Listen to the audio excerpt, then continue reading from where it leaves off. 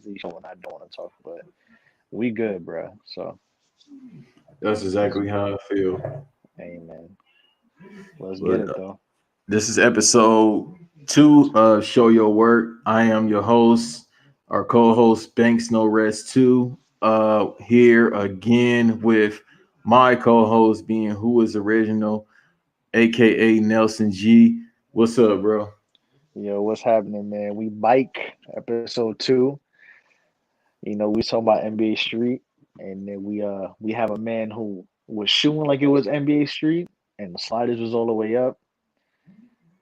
We here, man. We here to talk. We here to talk some more sports. Whatever's going on. We like to talk about what's going on inside the lines, but also outside and around the lines too. But hey, man, I'm just happy to be back here. Happy to talk to you again. Talk about these sports, bro. So Oh, absolutely. And then as we're talking right now, I'm looking at the Hornets and the Hawks game, and the Hornets just gave up a lead. They were up 18, I think 22 at one point. Now they're down, and it's like, yo, that's how you know you're a young team when you give up a big league like that. Like, we good, yeah, man. we And cruise Knicks came to back win. too. Knicks was down 14, and now they up. I mean, I think they're up only 3 now, but at one point they got the lead to up 6. So the Knicks are playing well. And yeah, man, I'm just kind of mad because I'm playing somebody in fantasy right now, and this person has Bradley Beal and DeAndre Hunter on the team, bro. And Bradley Beal got 59, and DeAndre Hunter has 35. I'm like, fuck. I lost a category. I lost that category in a span of 1 hour. But hey, man, Y'all playing the Jazz right now, right? Who yeah, Knicks. really Yeah, didn't the do Knicks are, anything with their bench. They basically kept the same team and just gave Donovan Mitchell a max contract. Who deserves it? and Rudy Gobert the 200 milli. Yeah, I forgot about that because I tend to try to forget when certain type of players get a big contract. I'm not hating like Shaq. Oh, that's what we needed to talk about before we came Yeah, on air. Yeah, we want to talk about Shaq just be hating on motherfuckers for no reason. hey, man. I mean, if you want to talk about that before we go into the first topic we was going to talk about, we could preface that. But yeah, I man, mean, Shaq need to old stop niggas hating, be bro. hating, bro. Like from rap to, I mean, so many different aspects of entertainment except for acting. It's like these old dudes just be hating. Hey, you know what it is, man? When you hang out with the same person who's been talking that hate and stuff for 10 plus years, I guess it oozes onto you, man. Because that man Charles Barkley is next to Shaq, and Charles Barkley has been doing that for a very long time. So, and Shaq a cop too. Well, We that could and talk then about he a giant coon at times, and Chuck is just a drunk coon. So yeah, it will rub off on you. yeah, that's a fact. Listen, man, I just want to say I'm just gonna say this real quick. Hey, Austin Rivers' contract may be a steal, bro. He's balling right now. He's balling right now. I mean, I've been seeing the IG stories when somebody posted on Twitter. He's trying to run away from his white wife by balling. So That shit. He just said, "Hey, I want to hoop." She's like, "Bro, you've been hooping for like 2 weeks." no, how she said, "What the fuck? You're hooping again?" I said, "Well, he's trying to get out, bro. He's trying to get out like Kanye. Hey, man. He playing for Hey, his that freedom right now." that contract was low key still though, because I don't even think it was like a non. It's like a 3 year non guaranteed contract. I think 1 year's guaranteed and that's it. But hey, man, shout out to Austin Rivers and Shaq is yeah. Let's go, man. Let's get back to Shaq, man. Shaq is a fucking hater, and I hate it. And it's sad too because I like Shaq as a player, but it's like, fam, when you were playing in this league, like that was the age of the big man. Like it's not. Listen, man, that was 20 years ago. Or what whenever he retired. But when you get the drift, like when he was the man, like that was 20 years ago. Like this is a new age. It's the age of the point guards. It's the age of the combo guards. That's that the guards run the league now. It's not the centers league anymore. It's not a big man league. You know? The money and the revenue wasn't the same. Like this is a new year, this is a new age, this is a new time. Like you should be happy that you paved the way for these guys to get this money. You know what I mean? Like I just don't understand why he went to go hate on that. Now, granted, I joke on Rudy Gobert all the time. Like I call him Baguette Michael Oliver Candy, but I'm just joking. But hey, listen, man, he showed the Jazz think he's worth that much that they're willing to pay him $205 million, and I mean that's the investment they made at him, and that's what it is, man. That's the money that these players get now. I think you should congratulate the guy instead of saying, "Well, at my age, I average 30, 20, I average 30 points and 20 rebounds, and I should be getting that 200 million." You just sound like an old man yelling at a cloud. Right. It's like, bro, like you said before, apparently he was on court when he was trash talking, and the ref was about to make a call on him. He said, "I'm worth $500 million. He can't make a call on me." And we know he get money, like he do 20,000 different commercials. He getting residuals. He do TNT. I'm not counting his pockets. I'm just saying he's been Yeah. associated with the NBA for almost 30 years now. It's like, bro, you made your paper. You one of the top 10 greatest players of all time. Why are you hating on somebody that got $200 million? Like, are you scared that he might pass you up financially? Because he's not going to pass you up financially. Like, bro, so where's this hate coming from? Bro, like you should kill O'Neal. Come on, man. Why? Why do you have to do all that? Right. Like, it's not necessary at all. It's absolutely unnecessary. But let's not talk about the hate, man. Let's talk about the love. Let's talk about this apology tour that a lot of your favorite basketball Twitter people had for Stephen Curry. Cause that man, y'all were talking all that shit. Not you, Banks, but to you who are listening, a lot of you, I won't say all of you, but a lot of you were talking that shit, talking about he's washed, he doesn't got it, and he doesn't have it. The Warriors ain't making the playoffs. Steph ain't Steph without Dre and Clay. And that man dropped 62 of them things against Portland, too. Granted, a team with two really good guards in Dame Lillard and CJ McCollum. He dropped 62, went crazy on everybody. And it was probably one of the more fun events I've ever seen. And it was great to see him drop that because it reminded y'all, hey, this is the guy who literally who literally changed the game of basketball, not just the NBA, changed the game of basketball in a 5 to 7 year span, and is still doing that now. So, it's just crazy. I don't understand why people were saying what they were saying when I'm like, the man's averaging 26 points a game. If you look at the stats, he's averaging literally the same thing he's averaged for the last 5 to 7 years through 5 games. And we're only 5 games into a 72-game season. Where is you know what I'm saying? Where is why is there's so much outrage and caution and worry, you know? But Right. That's the main thing.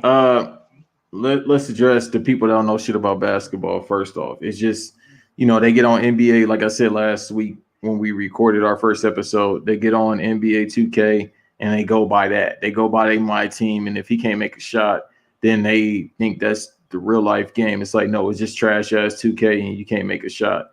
So they going off the merits of that. Then they going off the merits of last season when he was hurt and he only played 5 games, but he put up in those 5 games 20 points, 20.8 points still, regardless. And then 6 assists when he had less of a team than he has now. I might add you, because of course Clay was out. Draymond is, basically almost done. And then they had D'Angelo Russell who couldn't guard anything. So in those 5 games, that's how much he put up. So per basketball reference, right now he's averaging a career best as of right now, which is 32 points per game. Still averaging a steal or more. Like his MVP year, which was 2015, 2016, where he averaged 30 points. He was the MVP, unanimous MVP, and he was a scoring champion. Right now he's averaging 1 steal, 6 assists, which is impressive because he really don't have too many people to give the assist to unless it's on a fast break, because that's what all those players, 2 of those players could do. Those supposed to be shooters like Kelly Oubre. That's it. I was about to call Andre Wiggins a shooter. Andre Wiggins is just I'll figure it out type player. Andrew Wiggins, yeah. Nah, definitely. I'll figure it out on the fly. That's his game. Right. I'll figure it out when I can. But right now, he's averaging for his 3-point percentage 36, which is a little bit too low for him, but 36%. Still pretty good, but not by his standards. And 58, is that 2-point percentage? I believe that's 58% from, so that's 56% from the field goal range. So he's averaging roughly about his MVP, his last MVP, which is 2015-16 Yeah, career. He's averaging about that, but 2 more points. The main thing is, I think people, the haters that don't know shit about basketball, wants to see if he can do this consistently. I'm sorry, because it was a whole point of this ain't really his game. Now he went out and he kind of made his game like, okay, cool, y'all saying this. Let me see if I could just win us some games by willing everything. He put up a NBA best so far this season, the 62 points.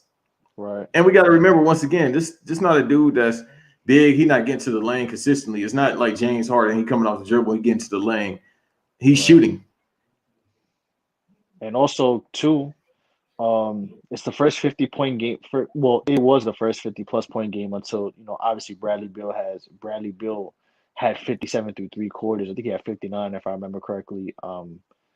As of us recording, but um he was the first person with a 50+ point game in the young season. He is the second oldest player to have a 60, or the third oldest player to have a 60. I think it's second oldest to have a 60-point game. Obviously the late Kobe was, with his final game going out with 60 points.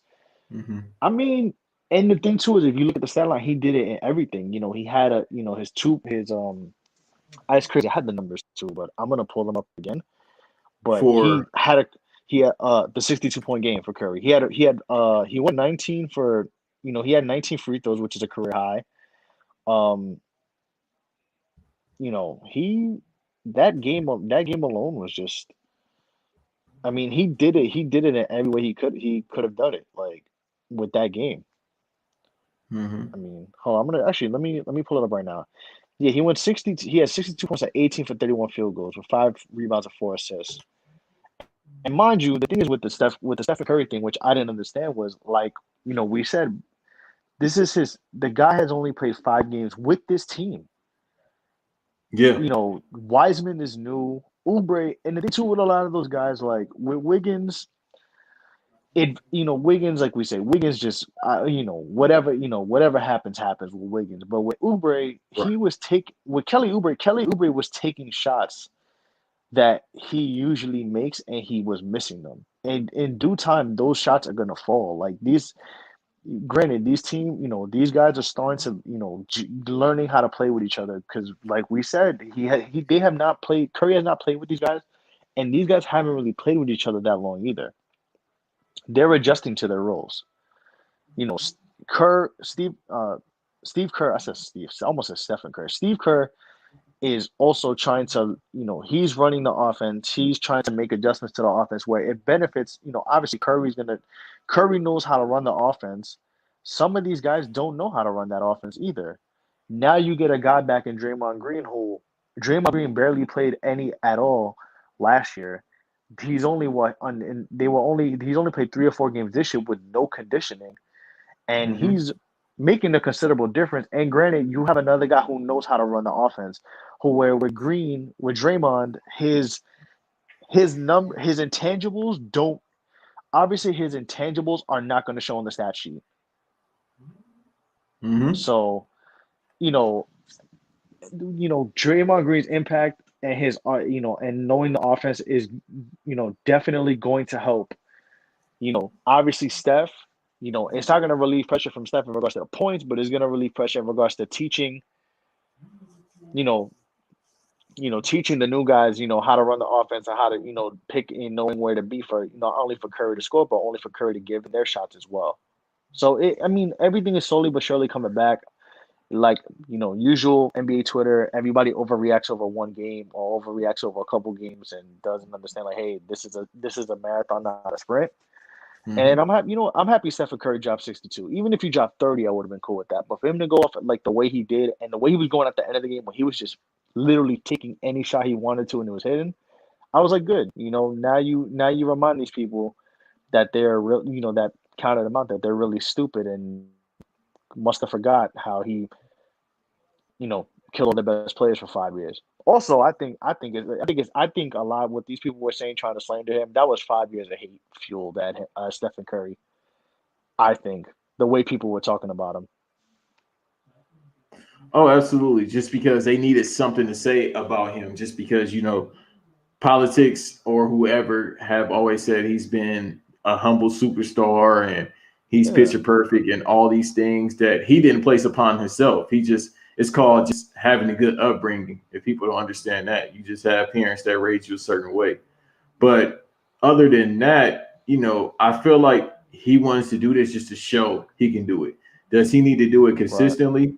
Nah, I don't really want to see him do that because we talked about it last week. At 32, about to be 33 years old in 2 months with those ankles, it's not necessary. You just do it one time. If he can keep doing it, that'd be great. That'd be great entertainment for us, and that's how we go back to watching Golden State games. Even though I'm about to watch the Golden State game against the Clippers, but still, it's kind of like you still you still want to see the team because with him, just the shooting capability, like we got so excited about shooting because of Steph Curry. He's changed the game.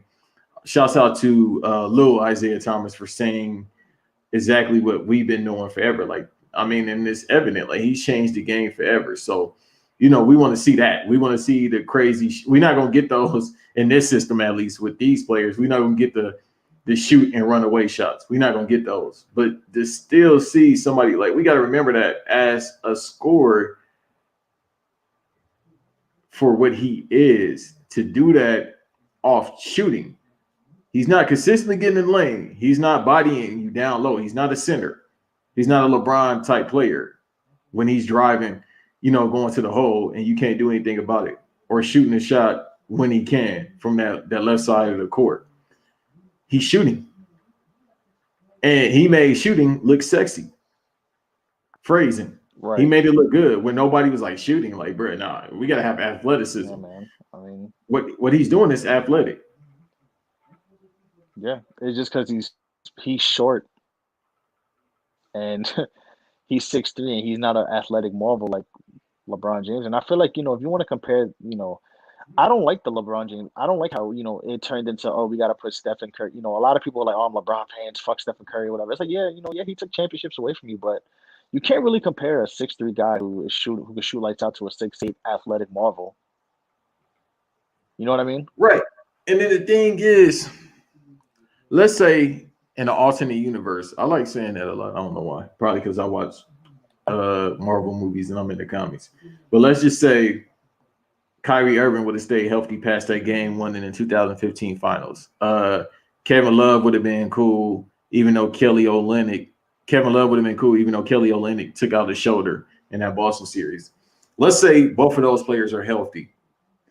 Do we still say that the Cavs won the championship? And LeBron had to go off after he was hurt because they was off. But we know LeBron is more so a pass first player. He's a point forward. But do we say if everybody's healthy that we get a championship in 2015 with the Celtics? I'm sorry, with the Cavs against the Golden State Warriors. Wait, can you just it lagged real quick? Can you just ask the question again?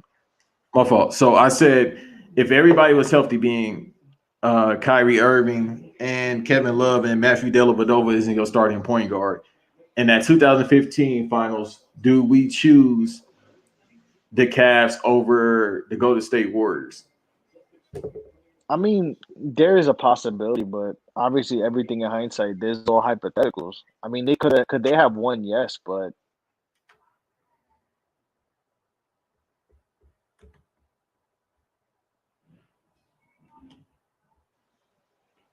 can't, with me, I don't like to sit back on those results because it's just like, all right, well, yeah, Curry, Curry could have won that, and maybe the Cavs could have won that as well. Every finals has had something like that where there have been injuries or a key player's been hurt for the most part. Our team is not fully healthy. Mm-hmm. So there's Because I'm that. looking at this. There. I'm sorry. Go ahead, bro. No, no, good, bro. I'm not good. Yeah, because I'm looking at his stats, and other than the 2012, 2013 season, that 2014, 2015 season, he was only averaging 23. Yeah, So it's definitely it was a system. A lot of people, and the thing is, a lot of people tried to drag him because it was like, oh, he's a system player. What's the problem with that? That mean I'm good. That mean the system works for me. You know what I mean? It works for me. If I'm a system player, this was created for me and it works for me. Whereas, like, I heard Bomani Jones shouts out to him on the right time. He said that when it's Chris Paul on your team, Chris Paul is the system and everything works. And it's evident because Chris Paul is top 3 point guard of all time. So in the case of a Steph Curry, he found a system. He found a Steve Kerr that helped him. They said Mark Jackson. Top 3. I mean, I don't know about top 3, but he's up there. Okay, who would you replace Chris Paul with? Or who's above him? Obviously, it's Magic 1, but then you saying Oscar number 2? Or are you saying Isaiah number 2? And then I mean Steph might be number 2 now, honestly. There's 4. I feel like the top 4 autos, which is Magic. I mean, I would say auto maybe, but Magic, obviously Oscar Robertson. You said, Zeke, Steph. I know, we joke about this, but if you want to be legit, Pop Cousy. But Chris Paul could be top 5. He could sneak in there. All right. But I think Magic, Curry, and Oscar Robertson are the top 3. I think so. If we do a rankings real quick, here's my rankings, and I can base it on the stats off the top of my head, because even though I have a computer in front of me, I'm gonna try to remember the stats. Magic, it goes without saying, 5 championships, I think 3 MVPs, and 5 championships, 3 MVPs, played with one of the greatest teams of all time, being that 86, 87 team. I think it was 87, 88 team, actually. The one that had, it was Kareem on there, but it was like 38 years old, Kareem. But still, he was still capped. He's still putting up 21, 12. So it don't matter, in like 1.3 blocks. He still did what he did. Yeah. So, and then, Byron, Michael Cooper, who was Defensive Player of the Year that year, if I'm not mistaken, being 86, 87, around that. And then you got Byron Scott, AC Green, etc. So one of the greatest teams of all time, won the championship over the Celtics. You got him. You got Oscar Robertson, who averaged a triple-double for a season. Nobody did that up until 2017. And Russ has did it, 3 times already? So now it's just like, when you see it, it's just like, all right, he got a triple-double 3 seasons. That's still insane. The first time it happened was insane. The second time it was even crazier. And you're not going to tell me that's not a crazy stat. Hell, I think he might average another triple-double this season, but I got to check his stats. You got Isaiah Thomas, who's won twice, one-time Finals MVP. You got Jerry West, who's won 1 championship. Was a Finals MVP, even though they didn't win, which is still crazy. Yeah. Steve Nash, who hasn't won the title, but has been MVP back-to-back. Then you got Steph Curry, who has won 3 championships, 2 MVPs, 1 unanimous, scoring title, changed the game. Yep. You might have put Steph Curry at number 2. He's up there. He might be number 2, bro, because I'm looking just at a regular list. Shouts out to this publication called Yard Baker. I'm just looking at a list real quick. And then Bleacher Report, they did their list. And they have, I can tell you real quick who they have. Bleacher Report's list is, give me 1 second. They have Isaiah at number 10, which I think isn't fair. They have Russ at number 9, which, it's going to be a discussion about where he ranks. Number 8, we got Steve Nash. Number 7, Jason Kidd, who should be probably top 5. We got John Stockton. Damn, we didn't even think about John Stockton, but Stockton, Jason Kidd, who's won the championship. So I'm putting Jason Kidd over John Stockton. If we're going by championships, I'm going over that. And because I like, Jason Kidd better. Shouts out to the Bay. Then we got Chris Paul at number 5. Like you said, he's in the top 5. I think that's fair. Jerry West at the 4. He won 1 championship, so I guess that's cool. Oscar Robertson at the 3. I'm all right with that. Steph Curry at the 2, and Magic, of course, at number 1.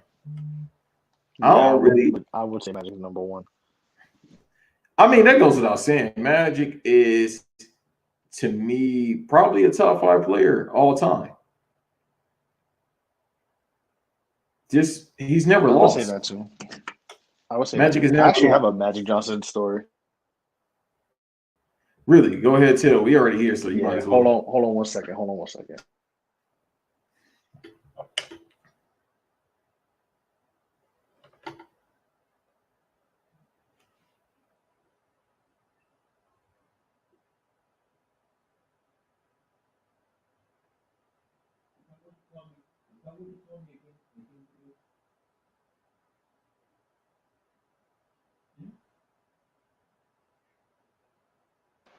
My fault, y'all. So, all right, Magic. I went to school. I went to college upstate. He was from New York. I went to SUNY Albany, Mm-hmm. which is a state university for New York, and obviously Albany is the capital of New York. So, I went there, and what they used to do, like in the fall, they used to do was called they called I think what they called the speaker series. Yeah, it was called the speaker series.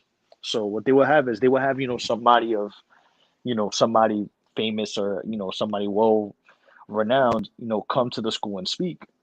So like one year they had Colin Powell when he was secretary, after I think after Secretary of State. I think it was the actually I think was it the year Obama like got elected or like right before? No, it wasn't. It was right before. I think it was right before Obama's second term because like, I was still in school at that time. But it was we had Colin Powell one year. I think we had Hillary one year, and then one year, bro, we had Magic Johnson, the man Mm-hmm. himself. So mind you, this was when NBA 2K12 came out.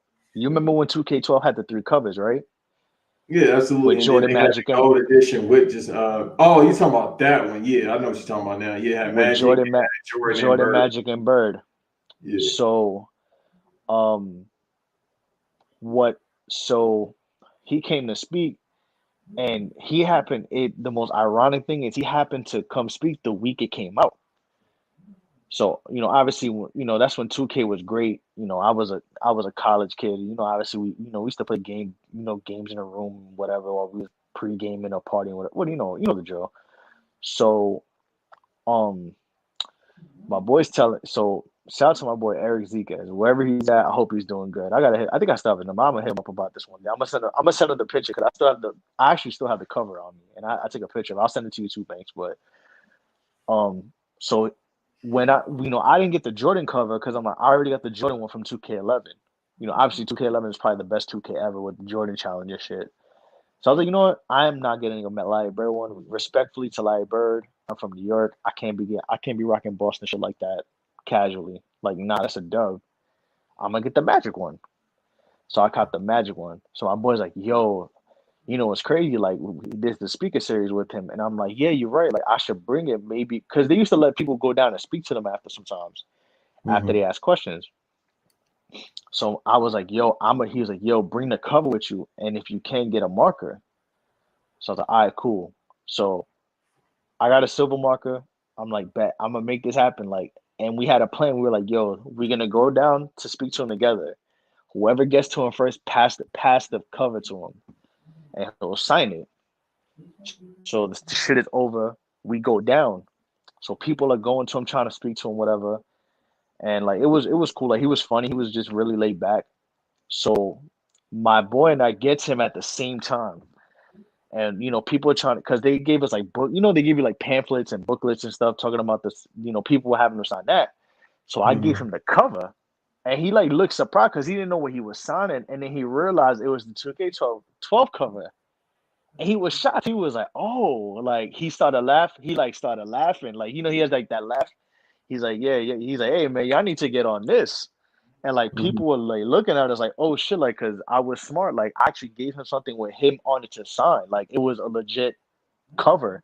And he took them Mm-hmm. on. He's like, "Nah, I'm definitely signing this." And he signed it for me and gave it to me. Yo, and like people kept coming up to us like, yo, that was fucking genius. Like, how did we not think of that? And yeah, man, I still got that cover in my room to this day. Like I took a picture. I'm gonna send it to you. But yeah, Magic signed my 2K12 cover. And man, Magic said, "Oh, he got the Nigga, real cover. yeah, he was This he was the like, hey, y'all real." need he said, hey man, y'all need to get on this. And everybody was laughing and shit. But people were just like looking at us like, Damn, these motherfuckers, these two dudes are smart. Like they came with the 2K12 cover, I had them sign it. And man, I heard like people in the back are like, damn, I should have bought my shit. Like I bought the Magic cover too. I was like, hey man, Yeah, do you gotta be that. smart with Because it, bro. I was thinking like, damn, was it all three? No, it was like separate covers. Because remember, 2K13 had everybody on the cover at once. It was D Rose, Nah, Blake, and KD. yeah. But No, I it was was thinking, yeah, separate. It was separate covers. It for the was Jordan 2K12, right? for 2K12. Yeah, it was Jordan, Magic, Yeah, and Bird. yeah. Because I I'm think, trying to of course, find it. me, I got the Jordan cover. Oh, I Well, got actually, you. I didn't get a Jordan cover. I had a modded Xbox 360, so I had a burnt DVD with Yeah, 2K12. damn, that was the times. But yeah, bro, I just sent it to you. Okay, bet. Yeah, but Steph, I think we don't need to have those debates because ESPN always give us like stats we don't need, Yeah, and they give us 20 best left-handed players and all that. But I think it'll we'll be be a here all night. right, and it'll be a time and a place where we discuss Steph Curry as the second greatest point guard of all time. But it's just I love the fact that right now he showed that. I don't think he consistently needs to do it. He's already established, but the greats like to remind you that the great he's already showed he's establishing history. I think we can agree that he's top 15 of all time, just based on how he's changed the game. He's a winner. There's nothing really else to talk about. I just hope people watch more basketball. Shouts out to Hoops and Brews for that statement. Watch more basketball, man, and just Shout out to that, man. appreciate why we got him because we really coming to the end of the era. Like, I mean, obviously he's 33, so he's still young, but by athletic standpoint, 33 ain't that young. So we get to a point where he's almost going to be out the league. LeBron, Carmelo, it's like Yeah, I mean, it's obviously the end of an that's era.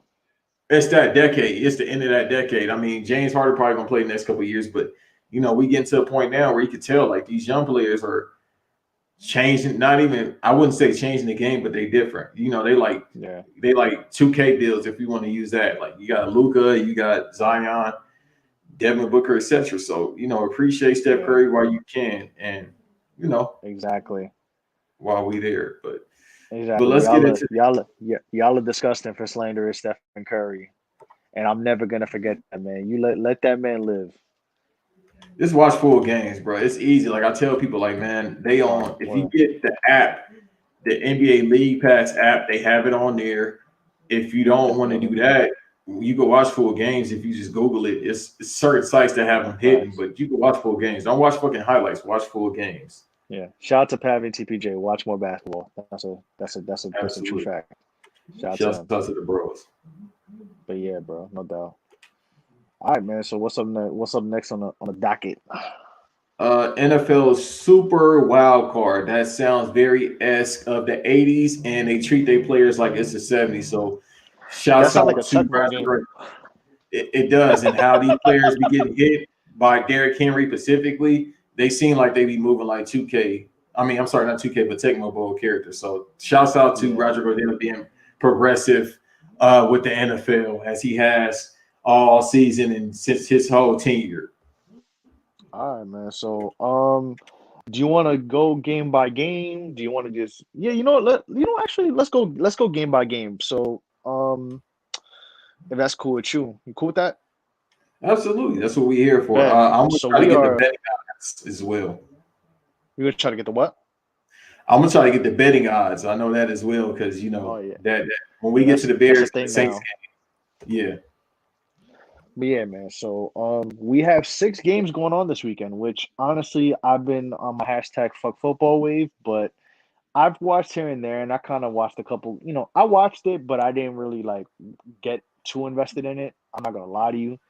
And the only reason I kind of wanted to watch was because I saw the Giants were going to almost won the NFC East at 6-10 until the Eagles decided to purposely tank. I don't want to hear that bullshit that Doug Peterson or anybody else is saying about taking a Jalen Hurts out the game for Nate, whatever the Sudfeld, whatever his name is. I don't want to hear that. I think that's a lie. But anyways, there's 3 games on Saturday, 3 games on Sunday. Uh, First game to start off the playoffs is going to be the Indianapolis Colts and the Buffalo Bills. You got the betting odds up for that, or you want me to just go into it? No, that's fine. We can just go over it because I try to look at it and I don't see a site that it goes straight to it, but then I don't want to confuse the listeners nor myself with trying to read the numbers while we're trying to do predictions. Just y'all can do that. Talk to the Yeah. bookies, and then place your bets Talk accordingly. to the Or talk talk to the yeah, bookies. That's go funny. talk to Johnny the Bull, and if you want the NY, if they still got Italians, talk to the not the typecast people, but if they got it, the old school Italians that bet, Yeah. talk to them. Actually, if you go on the ESPN app, the betting they don't have the betting odds, but they have the score line, like the betting line. It's fine. Um, Buffalo Buffalo's a 6.5 point favorite in the game. Um, I said the Bills were gonna DDT the Colts earlier today in a sports room, but I'm gonna hold back on that. I'm gonna think it's gonna be closer than we think, even though Buffalo has a really good defense and Josh Allen has played really well, and the Bills in general have just played really well all year. The Colts do have a really pretty good offensive line, and their running back has done really well off of it, has profited really well, and their front seven is a decent front seven too. So I think this is a lot closer than I thought it was going to be. I still have the Bills winning this game though. I just think the Bills have played very well all season, and I don't trust Philip Rivers in the playoffs. So I'm gonna keep that real simple, and that's my pick. I'm gonna pick the Buffalo Bills. Same here. Their defense has been consistent all season, and this Philip Rivers dog. I forgot he was on the Colts. That's funny. Like I haven't watched a lot of Colts games, but I remember when that off-season transaction happened. I was like, "Oh, he's still gonna stay here." Bet. No, we got the Colts or the Bills I got the Bills. I think my internet dropped, but I'm going with the Bills. by a lot or a little or a little. Uh, I you want me to I give a would say scoring prediction? if you want to. I got the Bills with it like a. I don't think the Bills are gonna win by less than 10. Honestly, Nah. I mean, they got the number two offense being the Bills. Their defense is 14, but once again, it's one of those things where it's like, oh, you got Philip Rivers as your quarterback, so nah, it ain't gonna work. yeah. I don't know. I think if their offensive line is really good, but if Philip Rivers turns the ball over, like you know that's gonna be they that's an easy way for the Bills to win this game. I should have pulled up his stats for this season. It's probably around the same as when he last went to the playoffs in the AFC West when he played for the Chargers. What was that? 2 years ago. I wish I had that. Like 2 3 years ago. Yeah, I was watching that game Well, live. yeah. All right. Well, you want to move on to the next one? So this is the middle. This is the I guess you would call this the late afternoon game. This is the 1 o'clock game for the West Coast. The Rams and Seahawks. 4:40. They're going to be playing at 4:40 p.m. Eastern time, 1:40 Western time. Seattle is the 3.5 point favorite in this one. I'm going to go with the Seahawks because they are in Seattle. Russell Wilson, I trust, and even though the Rams defense has given the Seahawks fits, the last couple of years. I just don't trust Jared Goff. Thank Honestly, you. That's what I was about to say. Him and I Sean don't really McVay down trust the the stretch.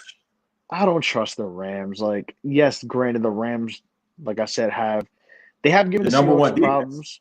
Yeah, they have. They obviously great defense, and like I said, out of the division, Russell Wilson has kind of had most of his headaches with the Rams against the Rams defense.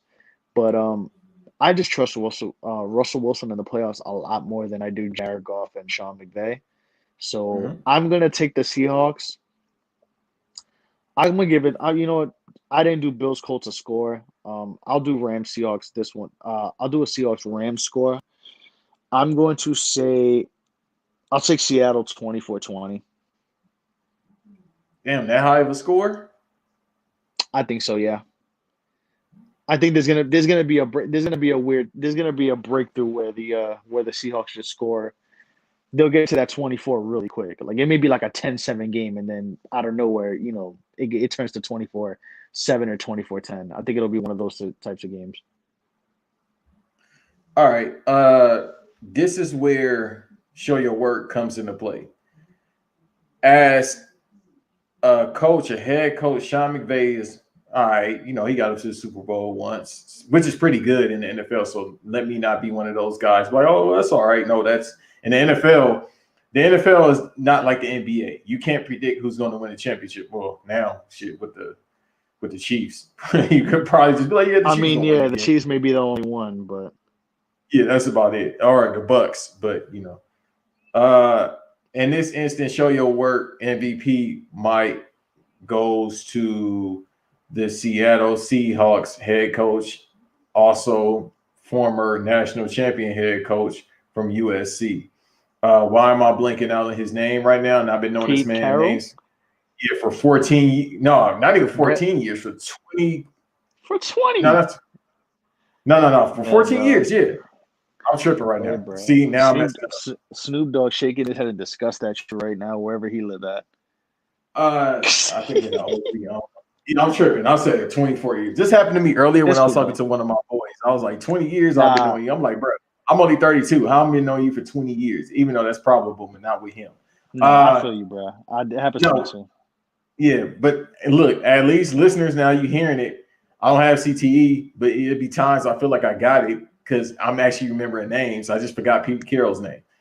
So you know, even though I've been knowing about Pete Carroll for 14 years now, probably actually 16, because that 2004 national title game had what, Mark Sanchez, Reggie Bush, or was that that was 2004, right?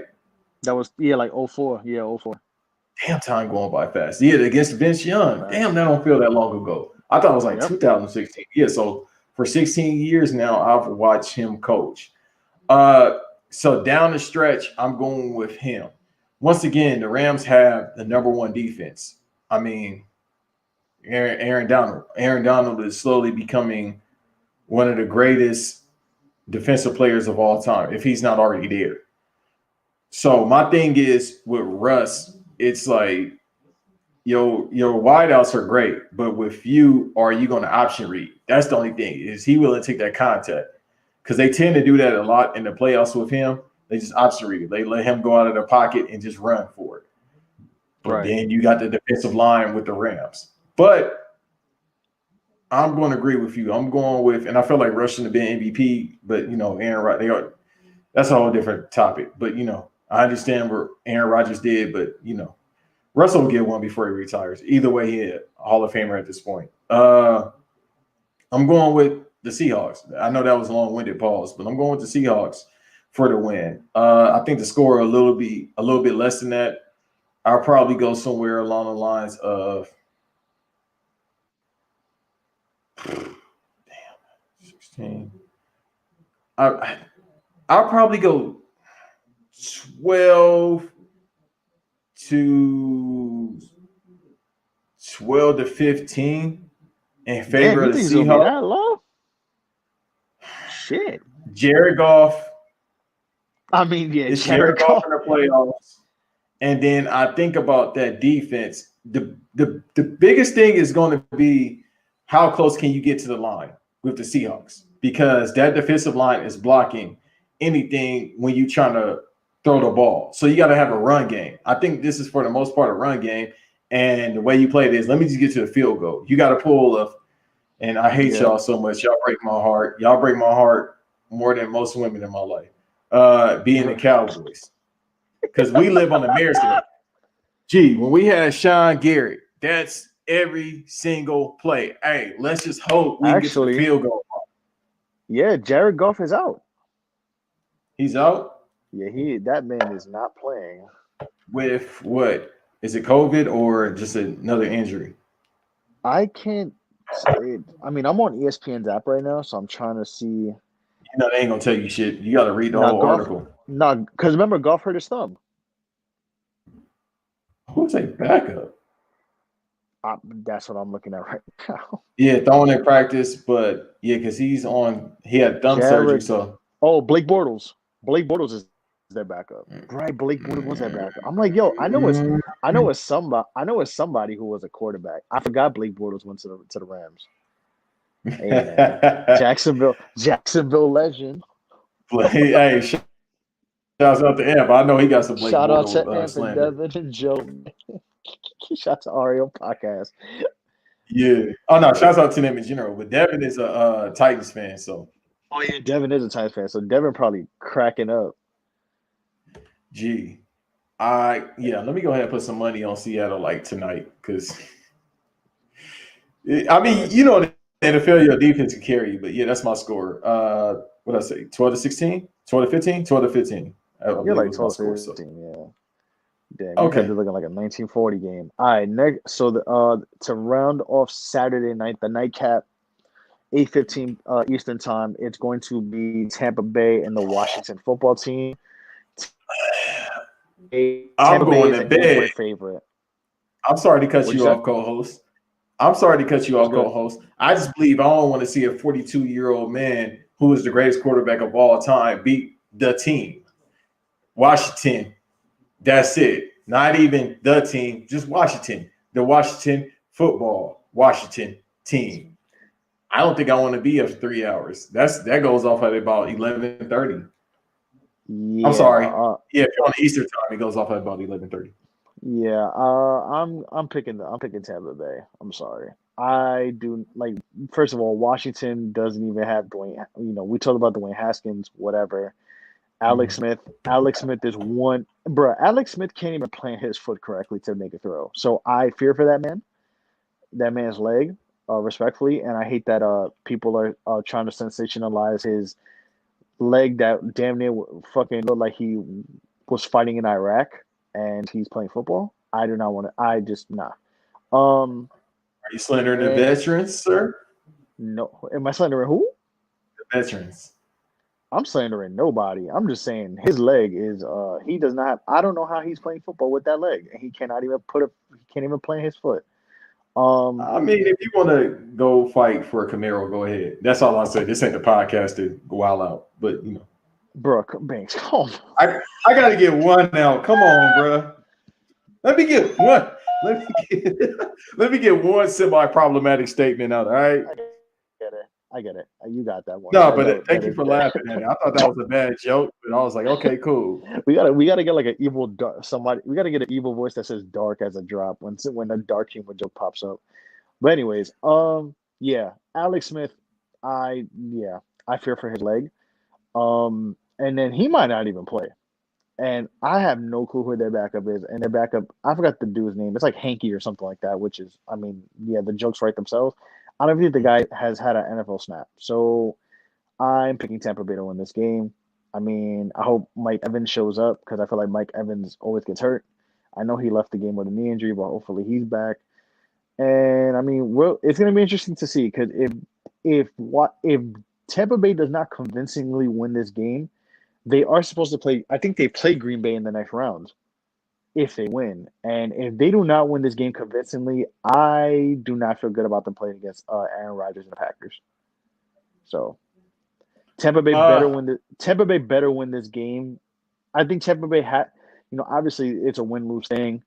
I think Tampa Bay they'll win this game, but I think how they win this game determines how far they'll go in the playoffs. uh, I don't need to have any deep insight. Shouts out to you for being a professional, going that Amen. deep in the insight, phrasing.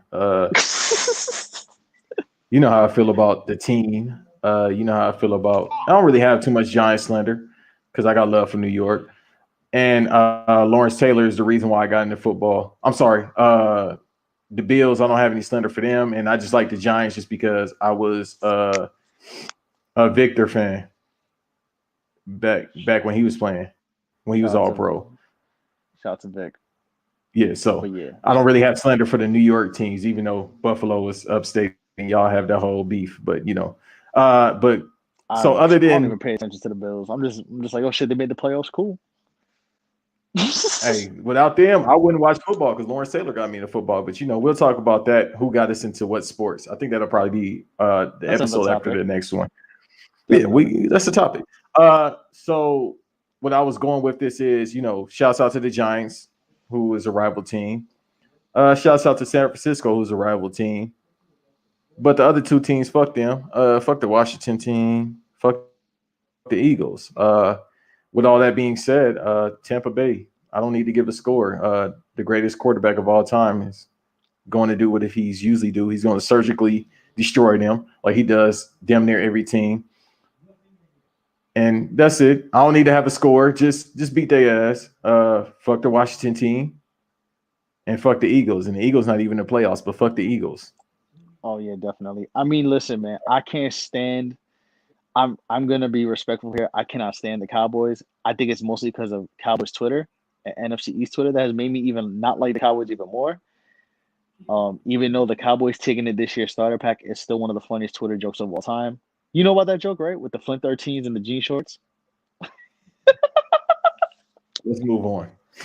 But it's kind of true. Nah, it is true though. Depending on where you at in America, is true. So Texas, obviously where the team plays at, and probably Arizona and California. If it was the Raiders, that gear coincide. Like the Cortezes, the high water socks, and the Echo jean shorts. They got the John Cena shorts. That'll definitely be the John Cena shorts, exactly. Right, with the big jersey. That'll definitely be the Raiders, or because even though they in Vegas, still they hardcore fan bases in Cali, more so LA. Definitely. But all right, man. So that was our expert analysis on Tampa Bay and Washington. I'm just saying Tampa Bay because this game really matters more to Tampa Bay than Washington. Let's really be honest here. But anyways, moving right along. All right, so now we're going on to the 3 Sunday games. The first game, 1:00 Eastern time, 1:05 p.m. Eastern time, excuse me. The Baltimore Ravens versus the Tennessee Titans. Ooh. Baltimore is the 3.5 point favorite in this game. I'll let you go first on this one. Man, these 3 games coming up, I'm low-key excited about. This is probably my favorite game, or this is going to be the game I'm going to enjoy the most. I would agree. Go ahead and get the analyst because I'm about to look up some stats and then because right now I'm conflicted. Yeah, this is probably the closest game. Honestly, this is the game that literally, if you pick the Titans, I get it. If you pick the Ravens, I get it. With Baltimore, I mean, we obviously know the Titans knocked the Ravens out of the playoffs last year, and then everybody said Lamar Jackson could not win because of what he did, and respectfully so. Both teams have the same record at 11-5, and like I said, Baltimore's the 3.5 point favorite. This is a hard game because obviously Lamar Jackson is Lamar Jackson, and we know what he can do. On the other side of the quarterback too, Ryan Tannehill has had a pretty good season. Ryan Tannehill actually has a decent season. 30. He passed for 3,819 yards, 33 touchdowns, 7 interceptions. So that's a pretty decent year. We know about Derrick Henry, how he's fucking a Mack truck in a human form. I'm trying to figure out the best comic book analogy for him. Yards. Yeah, I'm trying to do like I don't know if he Lobo for the DC people or for the Marvel people. He really might be the Juggernaut. Well, what'd you say? You cut out. Hey, fuck Comcast. I was saying before Comcast decided to hate on me, I said he's more so if you know DC comic verse, he would be Lobo, but I'm gonna use a better one. He's the Juggernaut. He's definitely Marvel. Let's say I'm the Juggernaut, bitch. Yeah, that's Derrick Henry, that ass. Dude, it'd be left tackle trying to take him down. He'd be like, nah, stiff arm. Josh Norman, when he stiff arm Josh Norman, that shit was funny. Bro, he flew. Like, bro, it looked like you would have thought he roundhouse kicked him. Yo, he did a Chris Brown flip with no coat. Yo, oh my god, that was a funny stiff arm though. Yeah. Speaking of Josh Norman being hold the last couple of years, but that's another discussion for another day. Anyways, so Derrick Henry, he played for the team. The team, yeah, he was getting hold by Giants players too all the time, but that's another story for another day. So Derrick Henry, 2,000 rushing yards. He is the 8th running back in NFL history to do it. I'm gonna name the other 7 for just for the hell of it because I like to show my work and so do you, Banks. So and that's the Tellers podcast and that's what we do. Mm-hmm. So the first 2,000-yard running back was none other than everybody's favorite running back on Twitter, who has expert fantasy advice. The juice, bro. O.J. Simpson, first one, 1973. Um, Obviously, he's the only one who did it in a 14-game season because the other running backs did in 16-game seasons. Eric Dickerson was the second one in 1983, and at the time he broke the single season rookie rushing yard record. Mm-hmm. Um, and that is actually the highest NFL rushing record of all time. Still, Eric Dickerson had 2,105 yards in the 1983 season. O.J. Simpson rushed for 2003. Uh, Barry Sanders was the third one to do it in 1997. He rushed for 2,053 yards. And at the time he was 29. He's the oldest running back. He was the oldest running back to do it.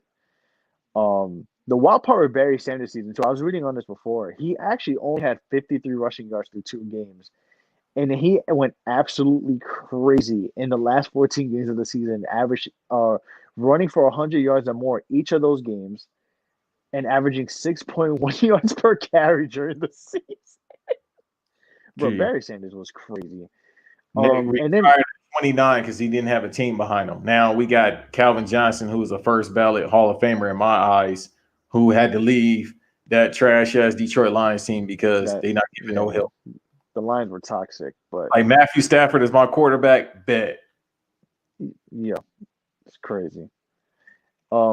But yeah, moving on. 1998. Actually, the next year, right after Barry Sanders rushed for 2,000, Terrell Davis from former Denver Bronco running back became the fourth to do it, rushing for 2,008 yards. And he's the only out of those guys out of the 2,000-yard club. He's the only one to do to record 20 plus rushing touchdowns. He had 21. And he had a 1,000 yards only 7 games into the season. Mm-hmm. Following Terrell Davis, it was Jamal Lewis in the 2003 season with the Bears. He had 2,066 yards. 500 of those yards were in the first 2 games against the Browns because that's when he went crazy. He rushed for, 295 in the first game, which he did. And then he rushed for 205 in the second game, which is absolutely insane. I actually remember watching that game when he went for 295 against Cleveland. But shout out to Jamal Lewis, whoever he is. Following him, now, Gary, you have something to say? Oh no, I was listening to what you said. But since you allow me to talk, I was gonna wait for you to finish, brother. But since you allow me to talk, Eric Dickerson has so many records, but I'll just give you one that I'm looking up per Wikipedia stats. And it was a record that we thought a one when I see him throw that ball, Adrian Peterson was gonna break in that 2014 year. Bro, when I see him throw that ball. When he was comeback player of the year and MVP. But still to this day, and it's a record that was held in 1984, people, when when Michael Jordan was a rookie. Single season record by Eric Dickerson is 2,105 rushing yards. Yep, correct. And he rushed for 13,000 yards for his career, which may be the all-time record, but I need to look that up. Yeah, if he's not number 1, he's definitely number 2. He's that, bruh, because it's 2,105 yards in one season. Yeah. No, Dickerson does have the record, and I'm gonna go into the Adrian Peterson season after, actually very shortly. Mm-hmm. So after Jamal Lewis, it was Chris Johnson with the Titans in 2009, rushed for 2,006 yards. He averaged 5.6 yards per carry, and then he has the NFL record for yards from scrimmage with 2,509 yards from scrimmage in that 2009 season. Following him, like we just talked about, Adrian Peterson. When I seen him throw that ball, he was running for the Vikings at the time, obviously. And he did that in the 2012 season, rushing. He had 2,097 yards, which is just 8 yards short of Eric Dickerson's record. The crazy part is this was the following the year after he tore 2 ligaments in his left knee. Yeah, he had an ACL. He came back the fastest I've ever seen a human being that plays professional sports. He only came out like in 9 months or something like that, right? Or something crazy like that. No, it was like 6, bro. It was 6. Fam, it just unreal, unfreaking real. But yeah, he probably got that deer spray that Coon Ray Lewis had, but Nah, he might have got the God bless his soul. He might have got the Kobe surgery. He might have got the Kobe and the Rey Mysterio. Yeah, that Germany surgery, The the Germany blood surgery, yeah, yeah, plasma the thing. platelet surgery. I Remember mean, who Greg knows, Olden bro? tried to get that and Yeah, it but didn't I work for mean, him? hey man, it ain't for everybody. Greg Oden, damn. All right, and then obviously with Derrick Henry, after Adrian Peterson, Derrick Henry, did this year. The Titans are actually the first franchise to have multiple 2,000-yard rushes, with obviously Chris Johnson in '09 and now Derrick Henry 11 years later. Um, and just an interesting stat. Out of the 8 players to have recorded a 2,000-yard rushing season, all but one, which is ironically Eric Dickerson, won the NFL Offensive Player of the Year award the year that they rushed for 2,000 yards. Dickerson did win it a couple years later in '86. OJ, Barry Sanders, Terrell Davis, and Adrian Peterson also won the Most Valuable Player award at the time. And yeah, so those are just some interesting notes about those guys.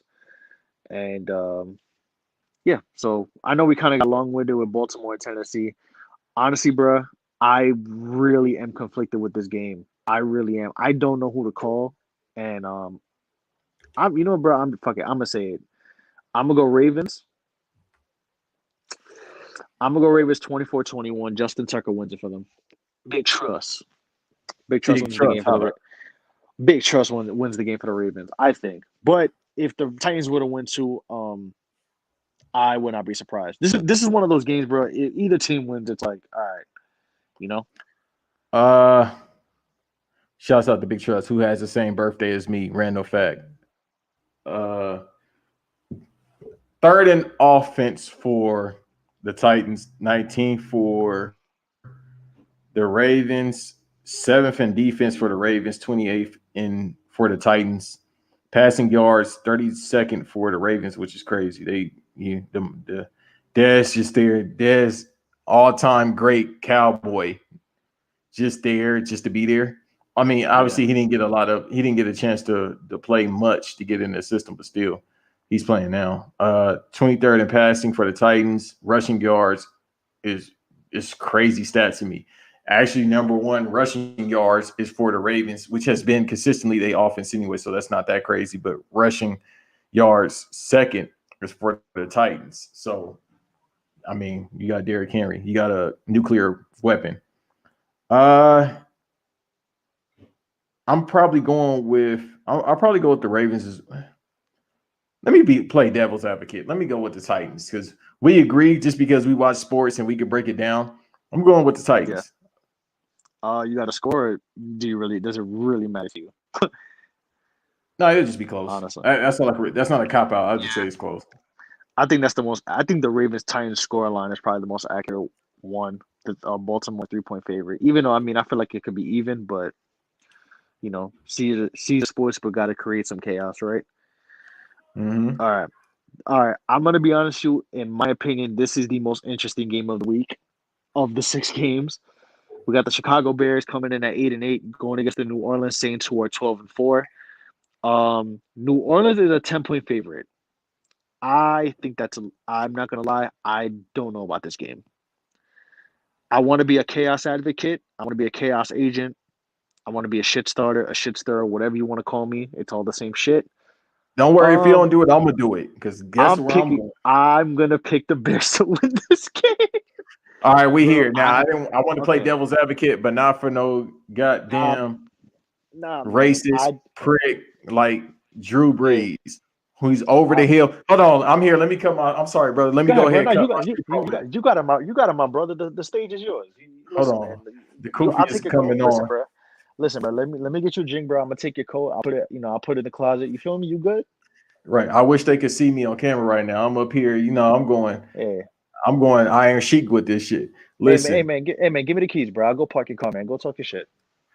listen, y'all.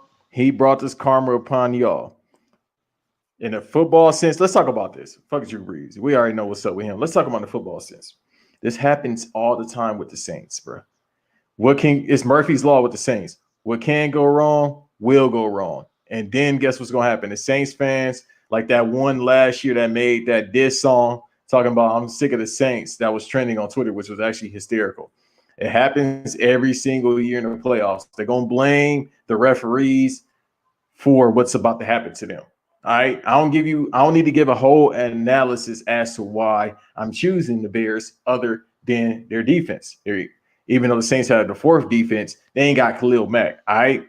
Now, Mitch Trubisky, everything has been said. I don't need to say anything more. Shit. Mitch at this point is probably better than Drew Brees. And I was stuttering on my words. Try to say Mitch Trubisky very fast. All right. Mitch Trubisky. I feel you. It happens to us, man. Yeah, it don't matter. But Mitch, that guy who should be on some bullshit like Drew Brees. Drew Brees sounds like a cool name, no pun intended with the Brees. But I'm going with the Cowboys. I'm tripping. I'm going with the Bears. I wish it should, they wouldn't be going against either one of these teams, but it should be. But I'll cry later. Laugh now, cry later. I'm going with the Bears. I thought, Bears fans, once they started losing 2 games in a row, it's like, well, damn, here we go. And they made it in with a perfect wild card record. Like, this is 8-8. This is like we got in just because somebody lost and we won. I'm going with the Bears because I got a lot of Chicago people I fuck with heavy. They're Bears fans. And not just that, I like the Bears. I've never been a Saints fan. It's one of the things where they a rival team to the Cowboys, but they're not a rival team. I feel like every team is a rival team for the Cowboys. Like in the Roger Staubach era, they was like, oh, you know what? Who we got beat by? Yeah, the Jets are a rival team to us. It's like, no, they're not. But how? Gee, it's just like I feel like they always come up with rivals for the Cowboys. I swear. Like, I understand, the conferences and the divisions and stuff, but sometimes I feel like somebody's just making this shit up. But regardless, I'm going with the Bears. Bear down. I'm going with them. I'm gonna put some money. This probably is now I'll probably put some money down on another game, but I'm definitely putting some money down on the Bears. Yeah, you kind of really took everything out that I was gonna say. But I mean, listen, man, mano a mano. Sometimes you gotta drive the whip. Sometimes I gotta drive the whip. That's just how this podcast works. Um, I'm gonna pick the Bears. I don't know. I just do not feel confident in the Saints. I'm not gonna lie to you. And also, you gotta remember, like, I know this happened a couple weeks ago, but Drew Brees did get a fucking Eddie Guerrero backbreaker done to him, so he has no ribs. Yeah. It's called karma. And listen, man, if Drew Brees gets hurt or he gets hit too hard and the Bears get to him, Mormon Michael Vick is not going to save them. I'll tell you that much. Actually, no, I'm being disrespectful calling him Mormon Michael Vick because I'm disrespecting Michael Vick. I love Michael Vick as a football player, and I'm sorry. That was kind of out of line. Am I fucked up for calling Taysom Hill Mormon Michael Vick? No, but we could say where the fuck is James Winston? Famous James, where he at? He third string, bro. The jokes write themselves. I'm not gonna say anything. No, go ahead. Nah, I was gonna say he's stole them crab legs. He need to go ahead and steal that starting spot. He got to steal the football from Drew Brees. That's what he needs to do. But yeah, I just don't write the N word on the football afterwards. Dude. Come on, bro. Can't steal this. Hey, you stole our country. You can't steal this. That's crazy. I'm not gonna lie, man. I'm gonna be a chaos agent. I'm picking the Bears. Fuck it. Let's go. Hey. Outside of New Orleans, how many people are actually picking the Saints other than the analysts? I really don't know, and it's crazy because I visited New Orleans and I enjoyed it. I went with my girl like a year and a half ago, and I really enjoyed it. And it's funny because it sucked. We came back on a Sunday because the day we came back, they were actually facing the Falcons. And like with when we I didn't know the Saints Falcons rivalry. I knew it was real, but I didn't know like it was really really real. But when I was in the city, man, like our cab driver was talking about how much he hated the Falcons, calling them the Dirty Birds and all types of shit. But hey, Saints fans are passionate, but I don't know, man. I just have a weird feeling. I don't know. I feel like I can't ride for the Saints. I have no confidence in them. And the playoffs Breeze are, we know what's up when it comes to them. So One of the best analogies I ever heard. Shouts out to Bomani Jones again. He said that New Orleans is, I think he said along the lines of, if it wasn't the best place on earth, if it wasn't the best place on earth, it'll be the worst place on earth. That's the best way of saying anything relating to New Orleans. As a person that's been in New Orleans, I completely understand that because it's a great place, but it got pockets where if hey, you go listen, that way, you might be done. my girl loves New Orleans. Like she could talk to you all day about how much she loves New Orleans, and I totally understand. But she also told me like, I don't see, you know, it's like that. It's that analogy. It's the best place and also the worst place in a weird way. But let's move to the last game. Um, this is the Sunday night football game on NBC. The Cleveland Browns, who were 11-5, going against the 12-4 Steelers, who finished and going against the Steelers, who finished the season at 12-4 and won the AFC North. Pittsburgh is the 6-point favorite. Um, I do not, listen. We can talk about Big Ben and how much we don't rock with him. That's another story for Oh, another you day. talking about We non-consensual, Ben? Yes, Okay. exactly. And Mike Tomlin's a black coach, and we got love for black people in this podcast. I'm going We to pick got the Browns though. the way you said we got love for black people on this podcast. Like, all right, I'm officially Dominican now, everybody. Make shut up. I'm officially Dominican, man. Listen, nah, for real, man. With this game, listen, bro. The Steelers were 11-0, and we're overrated as fuck. But listen, we can talk about that. That was just yeah. We're not gonna get into that because we already know. We saw the last 4 games how sloppy they were, and I think that is gonna go into the playoffs. I'm picking the Browns for this one. I'm just gonna say it. I know Baker Mm. Mayfield is Johnny Manziel with coaching. No, I'm kidding. But Kevin No, Stefanski's no, no. out You're right. too. I don't like Baker Mayfield. So you're right. Go ahead. Yeah, I don't really like. I'm not the biggest fan of Baker Mayfield either. But if they have all their wide receivers, I mean, I know Kevin Stefanski's out, but I just, I listen. I'm a Giants fan, and we won the last 2 Super Bowls off straight up momentum. And when a team is sliding into the playoffs, that's not a good thing. So I'm looking at the Steelers trending downward, and the Browns. Yeah, they lost the doo-doo game. Lamar Jackson had the doo-doo game against them, and they How ended the fitting. season. Very fitting, right? The way the universe works. They had a decent end to their season, so I'm picking the Browns. Hmm. So we disagree on this one. I'm talking like a martial arts movie. We seem to disagree on this, You Nelson. disagree. You disagree, young grasshopper. Mhm. I I will tell pick. you my drunken monkey style. Uh-huh. All right, My now quarterback. He we loves sounded to like a have Wu Tang fun in album. bathroom stalls. Mhm. Oh my god, bro, we sounded like a Wu Tang album now. Yeah, before the samples come in, and RZA just mix it up with the clicks and like bring the ruckus. Bong bong. Yeah, That's bong bong. All that. nah. Try to stay on beat. Absolutely, Hey, that should be a versus. Who absolutely. gonna stay on beat? West Side Gun or RZA? That should be a Hey real man, versus. listen, bro. I would love to meet RZA one day, so I'm going to I make my jokes about RZA, but I actually do love RZA. I'm not gonna hold you. But that's another discussion for another day with how great of a producer RZA is. But yeah, No, he's insane. He's one of the greatest of all time, top five. def- But definitely. I'm going with the Steelers. Now, when the Browns fans lose, those Brown fans, that's in Cleveland, God forbid. I don't know how y'all do it. Don't sit up here and say, well, we won without Odell. We lost the playoffs. We lost the wild card, but we still got there without Odell. It's not how this works. All right. Y'all won this season. It works like that. Everybody gets a turn in the NFL. Do not slander Odell. We got a free Odell. I don't know where he could go. He needs to go to the Ravens, actually. But we could talk about that when it comes to off-season topics. But definitely free Odell.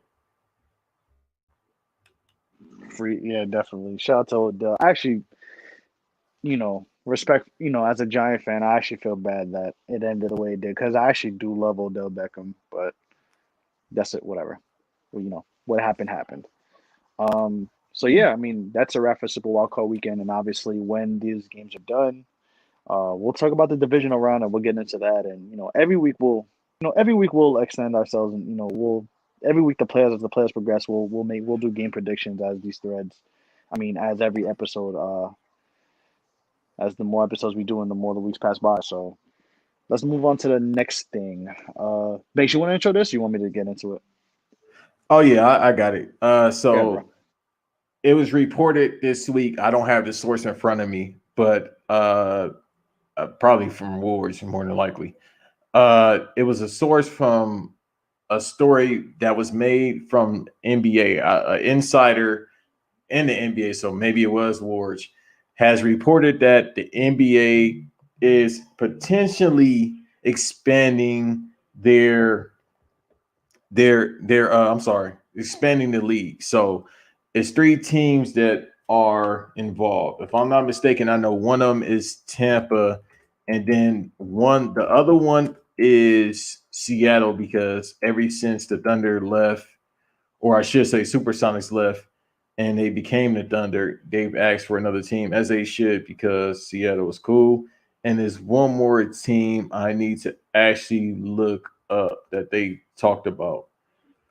Uh, how they do it, and I'll wait for my co-host to come in. But how they do it is Yeah, I'm here, bro. okay. I was just about to break down. I had a long beat because I was looking up the teams as well. So I said Seattle, I said Tampa, if I'm not mistaken, who I saw, and I saw Vegas Vegas as was a well. Vegas was a discussion. I've seen Nashville. I've seen there were Hell a no. couple other cities too. They said Louisville also. I was like, but Hey, can I say this? If your state or your city doesn't have a basketball team, it might be trash. No disrespect to Jacksonville, because I only like Jacksonville as the only city in Florida, but still. right. Um, excuse me, I had to get a glass of water. So how because I've been talking too much all day. But No, I'm with you on that, but how this work? How so they're actually doing this with a bidding system, which I think is strange, but at the same time, I kind of get it.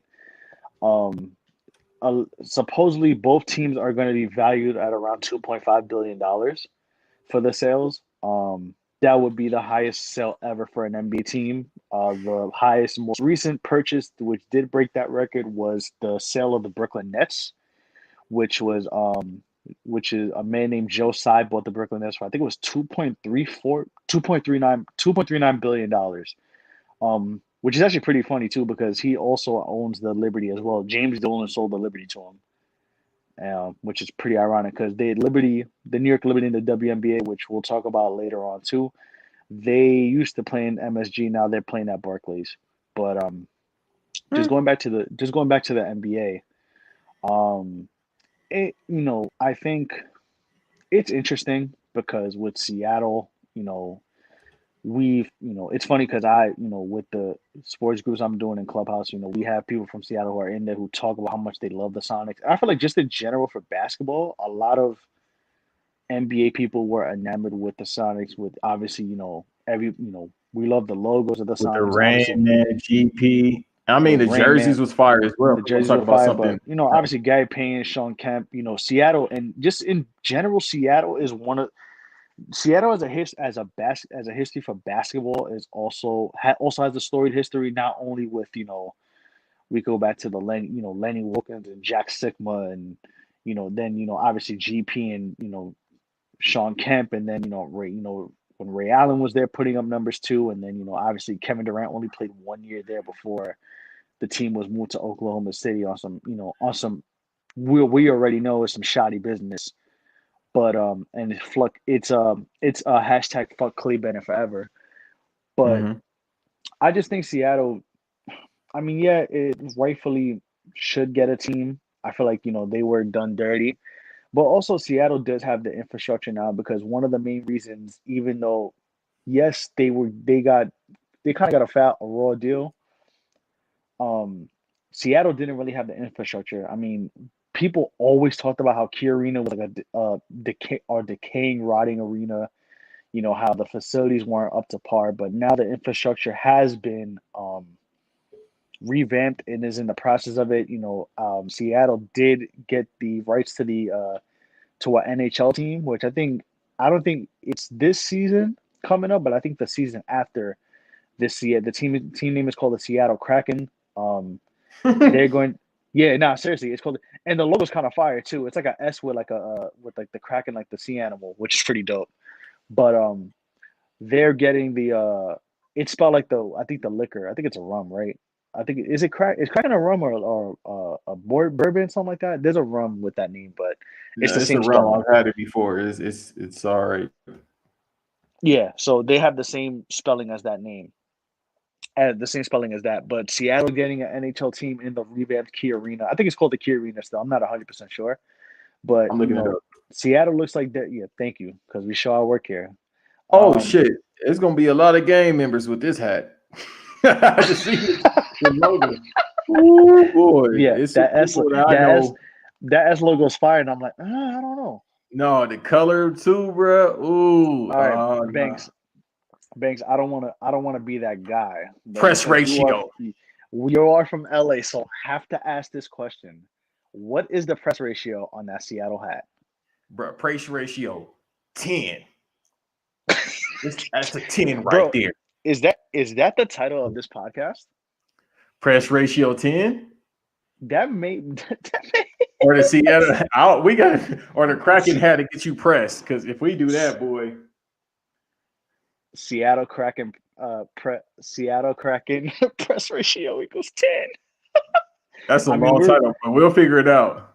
it was either Steph Curry apology tour or Seattle, or we're gonna make a Seattle Kraken joke there. But um yeah, so going to the Sonics, I mean, like I said, the infrastructure has been updated. It's getting revamped as we speak. They're gonna have an NHL team. And I just mean Seattle just it feels weird.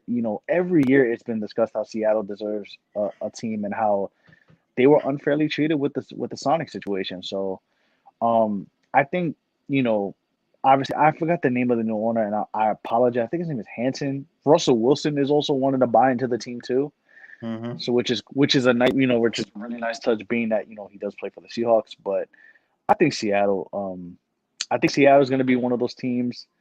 And I think Vegas gets it, even though people, for some odd, for some odd reason, the NBA did have the All Star game in Vegas that one year, Mm-hmm. and they talk, for some reason, Adam Silver and anybody in the NBA doesn't like to talk about that All Star game, that All Star weekend. They act like it was an eyes wide shut party.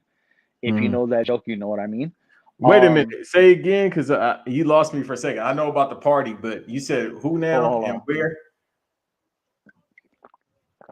I said anybody who works for the NBA or who played in the NBA talks about that Las Vegas All Star Weekend like it was an eyes wide shut party.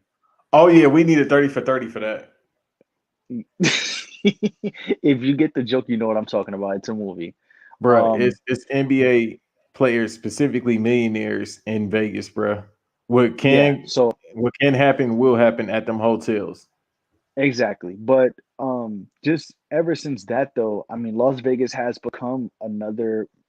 Even though Las Vegas always had the allure for what it was, with casinos and betting and the gambling and having fun and such. Since then, it's kind of starting to hold its own as a legitimate sports town. That was these Las Vegas sports teams were discussed for decades. Mm-hmm. Now, they got the Raiders this year. A couple years ago, they got the Golden Knights who went to the Stanley Cup. The T-Mobile Arena, it's a brand new arena that's built for everything. For obviously for before the Golden Knights um came into play, it was for boxing UFC, which is funny because the last time I went to Vegas the weekend of the first night that the T-Mobile Arena officially opened. Mm-hmm. I was in Vegas that week. I didn't even know about it, but I remember I remember where I stayed in the Monte Carlo, and in the back part of the Monte Carlo that faces like the mountains, The T-Mobile Arena is right there. It's like literally behind the Monte Carlo and the New York. So just seeing that arena being built and finding out, it was an all-purpose arena meant for not only for concerts but for UFC and basketball, potentially basketball, and it's been an NHL arena. I mean, the money's there. The logistically, it's an ideal situation because also you do have the summer league, and we've realized how much of a media and not only of a media but a point of interest the summer league has become in Vegas. So that money could translate into the NBA, for having a consistent, team that plays there for 41 nights out of the year. I think that'll work out very well for not only for Vegas, but it'll work for the city of Las Vegas, but it'll also work out for the NBA because, you already have the summer league there and you already see how much, um, press the summer league gets, how well received the summer league is, just in regards to not only going to those games, but how much people enjoy their time in Vegas going to the summer league. So I think, to me, I feel like those Seattle and Vegas are the two teams that, like, listen, the money's printed there already, and you know then you could just move one of those teams that are in the West to the East. You could move, probably Memphis and New Orleans, if you ask me, because I feel like those are two teams that are really should be in the Eastern Conference, but due to location reasons and how the teams are formatted, I understand. But yeah, I would just honestly, listen. I think Seattle and Vegas are two logical destinations, and you just move Memphis and New Orleans to the East, and then just reallocate the divisions. Before I have my analytical standpoint on this, I have a hot take.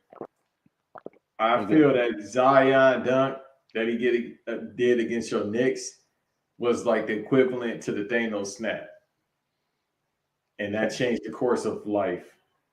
Like after that, because I remember I was in LA where I'm from, and he did that, bro, and we had an earthquake. Because remember, it was like, yo, it's an earthquake, and it went from Vegas. It was like that whole. I don't know the best way of saying it, but it was like from Vegas to LA, basically everybody felt it, and how everybody was going crazy, like losing their mind because we thought it was like about to be a big earthquake. I remember that like it was yesterday, because then after that, remember, like it was like 1-2 a.m.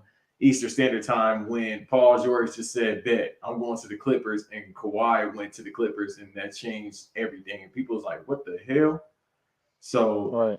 I remember that whole that. night was crazy. But so I feel like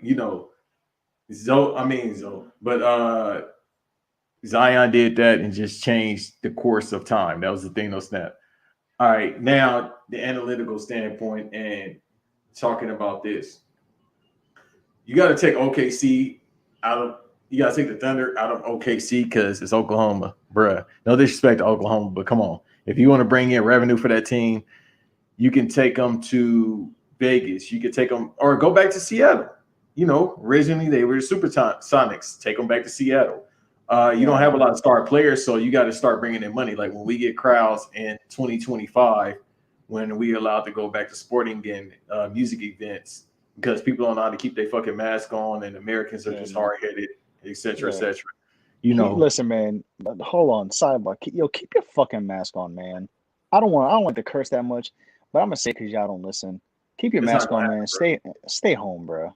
I feel you. It's not gonna happen. I want to go further than that, but you see the type of people that's not wearing a mask. Of course. Yeah. Those type of people. Them people. Press ratio need to be at 100 if you don't have your mask on. Press ratio is death if you don't have your mask on. Well, it really is death if you be honest about it. Never mind. I mean, never mind. Yeah. Well, yeah. Well, yeah. Because, like I said, me, I keep going.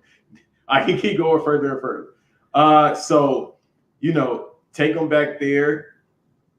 The Pelicans not going anywhere because the owner, he passed away recently, but doesn't he own the Saints as well? The Smoothie King. He did, yeah. I think they'll stay in New Orleans and Memphis. I just think they'll go to the Eastern Conference instead of the West. They won't stay in the West. If it's Seattle and Vancouver Grizzlies were in the East, just take them back to that. No, they were in the West. The thing was with Vancouver was a logistical nightmare. Yeah, Vancouver's on the West Coast, bro. Oh yeah, you right. Because I just remember when when Paul Gasol was a rookie, and I was like, shouldn't they be in the East? Even when I was younger, I was like Vancouver, because Yeah, Toronto. because I don't know how close everybody thinks Vancouver is to America, but I feel like Toronto might be closer. I don't have a map in front of me. People forgive me. nah, it's all But I good, just bro. don't. Everybody think when you assume Canada, you think all of Canada is on the east coast of the United States, and that's not true because you do have Vancouver and you do have Calgary.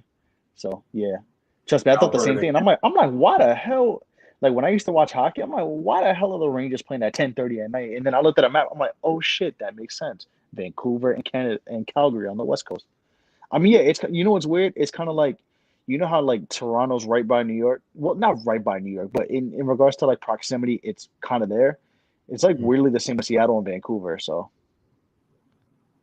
Right. Toronto, yeah. I just thought about that too. Toronto ain't that far from, where we'll potentially be going or where we are going. So we'll talk about that off yeah, here. Can't give all the secrets away. They might got price ratio out there as well. and Uh Other than that, yeah, Vegas should definitely get another team. It brings in revenue. If we want to talk about the business standpoint, brings in more revenue for the city. So shit won't start getting expensive, especially how it is right now, because the Raiders are bringing in revenue right. for the city. Of course, with Vegas, it's always going to be gambling that's going to bring in money to the city. So they're not really worried about any type of other money, and this is built on blood money, like most states, most major cities in America. Uh, I think Vegas should get a team. Seattle should definitely get a team. I swear I saw something about Tampa, but I mean, Tampa, Orlando, not that far from each other, so you can just keep the Magic, which is a decent team in the East. I'm with you. I think Yeah, they I should would agree. move. If they move the Pelicans to the East, like bro, they might be a fourth seed, maybe third seed in the East. I mean, yeah. Then again, the East is actually a pretty strong conference. So, but I think regardless, like it would bring some. I don't know how that would work logistically, but if they're gonna give Seattle and Vegas like the West and put them back in the West and realign the divisions, I would definitely put Memphis and New Orleans back in the East just to even it out. Because to be Right. honest, Just those are the two most, I guess, if you want to assume, those are the two most Eastern, they're like the two most Eastern cities out of the Western Conference, if that makes any type of sense. mm-hmm. Because remember, what's funny? Back in the day, Milwaukee used to be in the Western Conference. Yep. So like Even they when will have Ray to. Allen played, if I'm not mistaken, right? When he was playing, Nah, it was they were in the East. I think they were in the West, like in the 70s or 80s. Actually, let me listen, man. This is the Show Your podcast. I'm gonna do my research, but go ahead, Banks.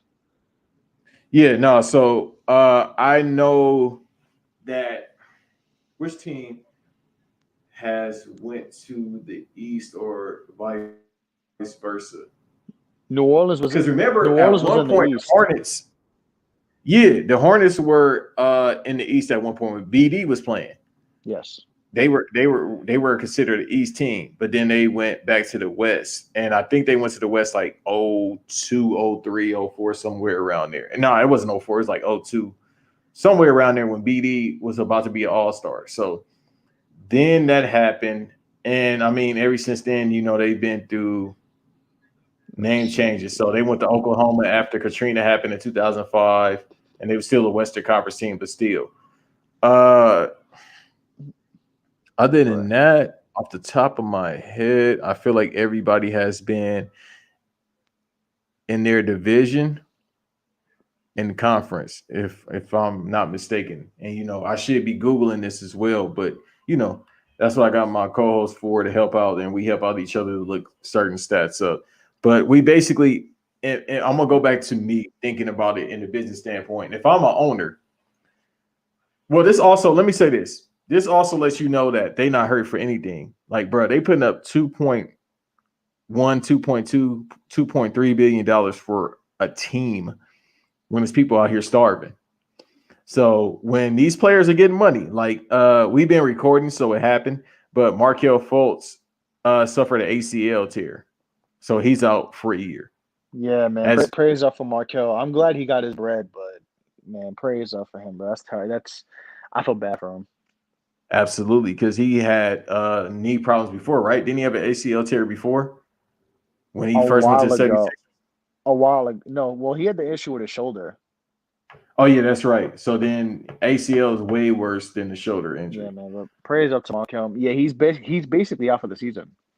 His season's over, unfortunately. Also, with the Pistons, Killian Hayes tore his labrum in his hip, and he's basically out indefinitely. Anything with a labrum tear, whether it's your shoulder or your hip, is Out. extremely dangerous. So yeah, he's out indefinitely. Actually, just to go back, I did do my Googles. Yeah, they were in the Western Conference basically for all of the 70s. Mhm. From 19 actually, yeah, when they won the finals, they were in the Western Conference with well, Lou Alcindor. He wasn't Kareem yet, but the man formerly known as Lou Alcindor. Yeah, they were in the Western Conference from 1970 to 1980, and then they went back into the Eastern Conference in the 1980-1981 season. Mhm. So, yeah. So the Kareem, basically the 70s, the Kareem and Oscar Robertson years, the Milwaukee Bucks are in the Western Conference. Got it. So, yep. Okay.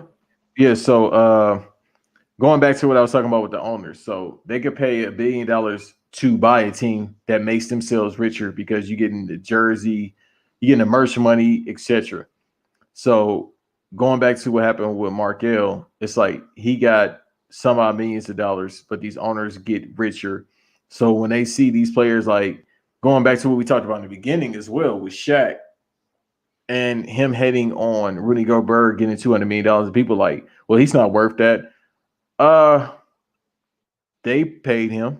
It's not coming from you. Like when somebody get paid, I can understand why you would be mad, but in this era, he's a two-time defensive player of the year.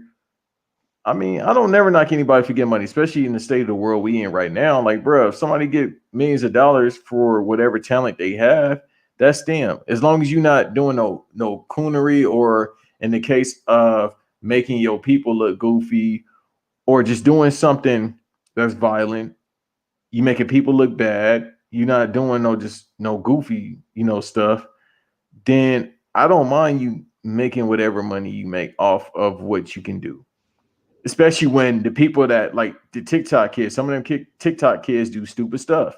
And sometimes Right. it comes at the expense of people that look like me and you. They don't deserve that money because that's not talent. That's just me, you being a goofy, getting paid for being a goofy. But that's the world we kind of live in right now. But think about this. If I were to play, devil's advocate, it's like, bruh, so for however much that TikTok kid is getting, the owner of TikTok, who is a Chinese owner who owns a media company out there, is a multi-billionaire. So it's like, so you want the richer to get richer and not the little man to get richer. And let me take away the whole, you Of know, course. seeming like I'm defending that type of evil. No, I said what I just said, moments ago before that. Let's say somebody that's working at an arena, right now, if it were to have a crowd, bruh, for the owner of that arena, which is probably the owner of the team, from what they making is probably a 5%, if not 1% of yearly money from what that person is getting from the team that's employing that person. So you can't get mad when a player is making $200 million when the owner is worth billions of dollars, because who do we see? The player that's entertaining us or the owner? Right. So, that's really all I have to say about that. I'm more so looking at the business aspect of it and just to see, what teams would go where. But I'm with the Vegas needs a team definitely, just because they already got a football team. Why not go all in? It's a lot of people from Los Angeles and the East Coast as well that moves to Vegas. And Yeah, then it's you got true. Seattle, which is a liberal, they got a Seattle Storm team that just won the title again. The Uh, WNBA. Yep.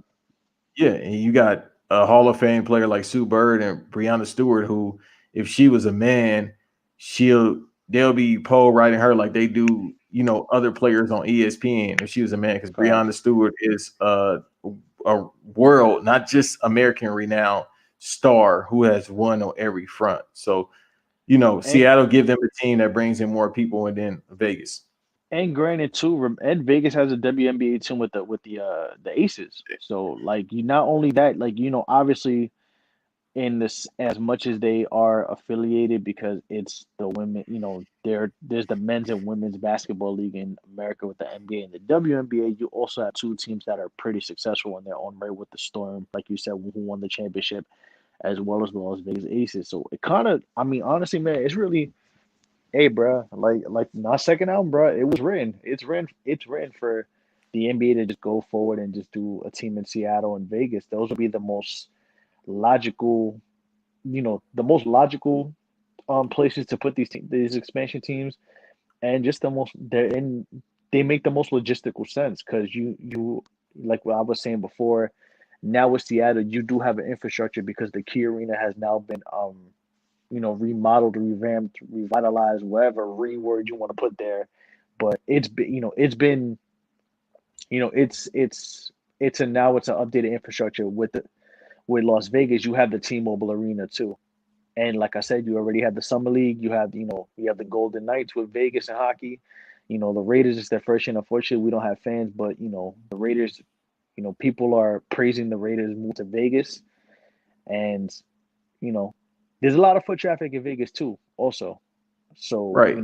kind of Because like people passing through, they'll just go to an NBA right. game just because it's something to do. And Listen, like you man, said, I you didn't even think about that because I watched the WNBA, and we about to get to right, that. So I watched the Aces. The Aces and right, the Storm were in the WNBA finals as I watched, right, this this past year. So exactly. they Bro, they on the come up. listen. The T-Mobile Arena is literally behind the New York, and the Monte Carlo casino hotels, man. Like you could literally just go behind that and you could stumble into a Las Vegas Aces game, or a Las Vegas whatever the NBA team name is going to be called. I think Seattle, you could go back to the Sonics. Listen, man, it's there.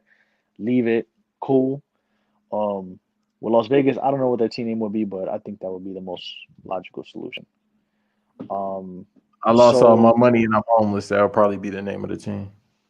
what you have also the Las Vegas Broke Boys. Yeah, I gambled Nah, my life savings.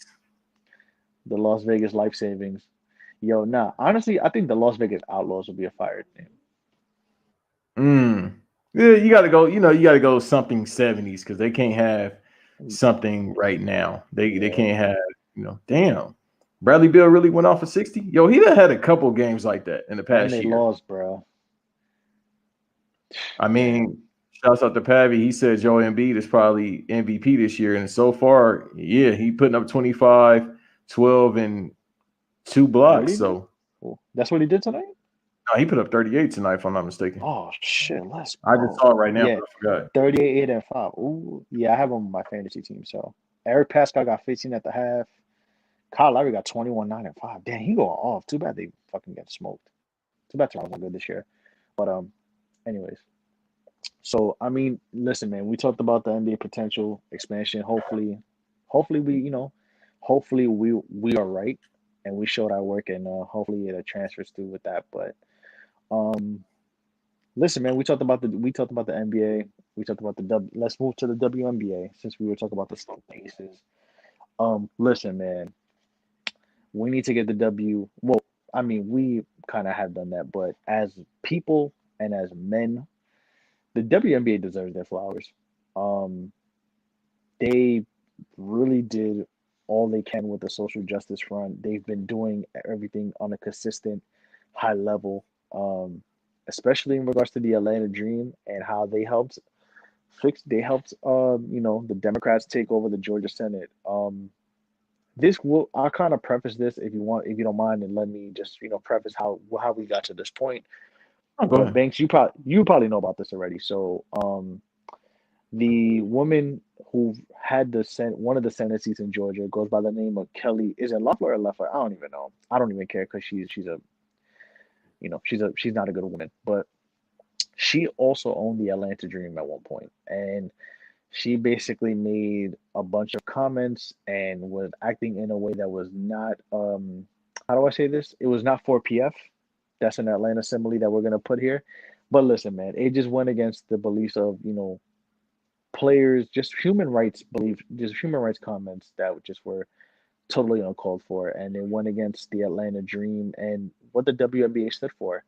So the Atlanta Dream started wearing T-shirts. They started, you know, posting on social media. Started, stressing the message that we listen. We're not standing for what our owner said. We don't agree with what she said. We don't condone what she said. They basically turned their backs on their owner, and she is basically being forced to sell. She was basically forced to sell the team, or is about to. She's about to lose the team. It's basically a matter of time. Hmm. Um, and as of last night, she officially lost her Senate seat, and so did the other senator by the name of John Perdue. They were both Republicans. They lost to the Democrats, which were Raphael Warnock, who was the first black senator in Georgia history, if I remember correctly, as well as John Ossoff. Um, Now the crazy part about this is, this was what three? What was this, around August, right? When this initially happened with the Dream? I want to say it Uh, was in the summer. this is when they were talking about resuming the season. So the owner they found out was a bigot. Right. Basically what I said, more or less, Banks could kind of elaborate on that too. But this happened this was August when they resumed the season, right? The WNBA? Yeah, yeah. The season came back. I feel like hold on, let me look it up. Let me get my It was stats a in order. it was around the same time as the it was around the same NBA. time as the NBA season. Yeah, But it was. I think it was at the exact time. I think the WNBA actually came back before. I think it was like, yeah, I think it was like a week before the NBA season did. But I'm gonna research that too.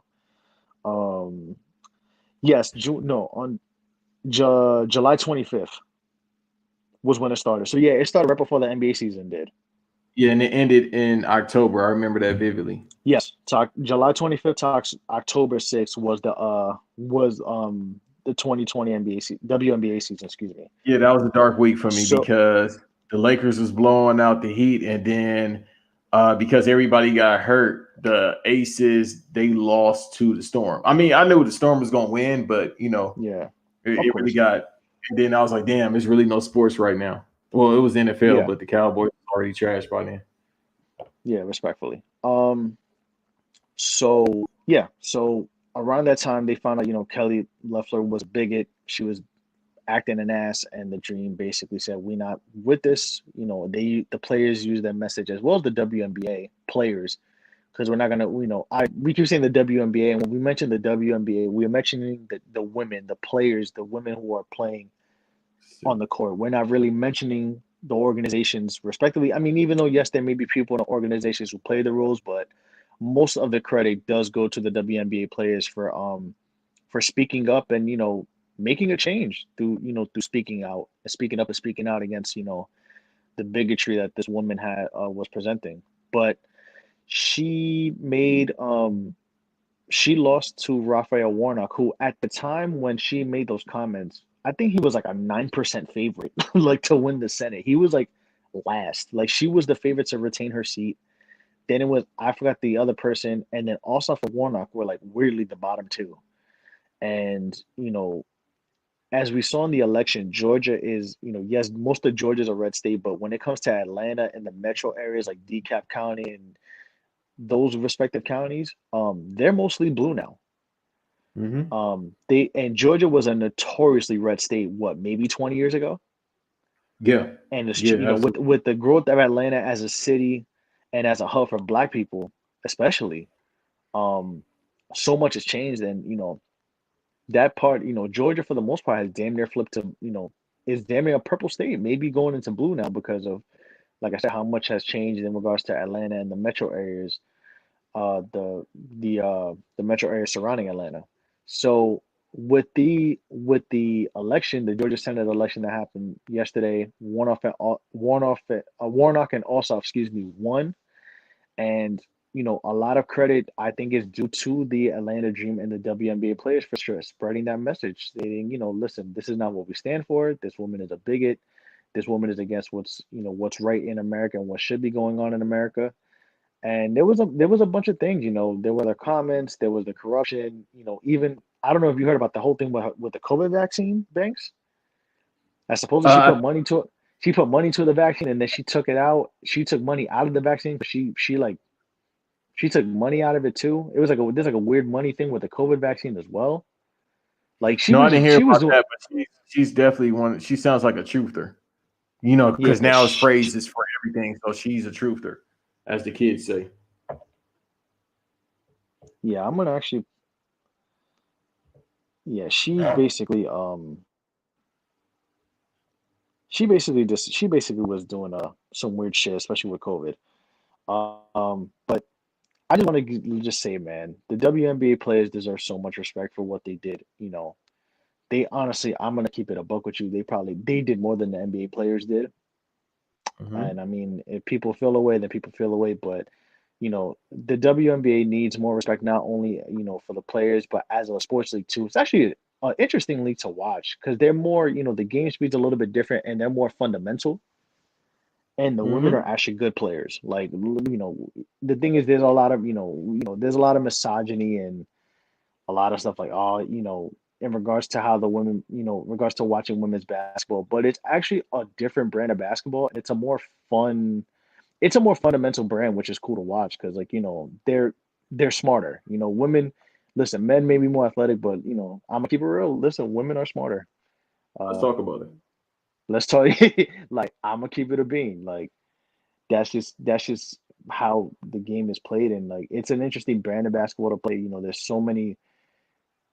I think they deserve more. They deserve more airtime on ESPN. They deserve more airtime. In regards to just press coverage in general.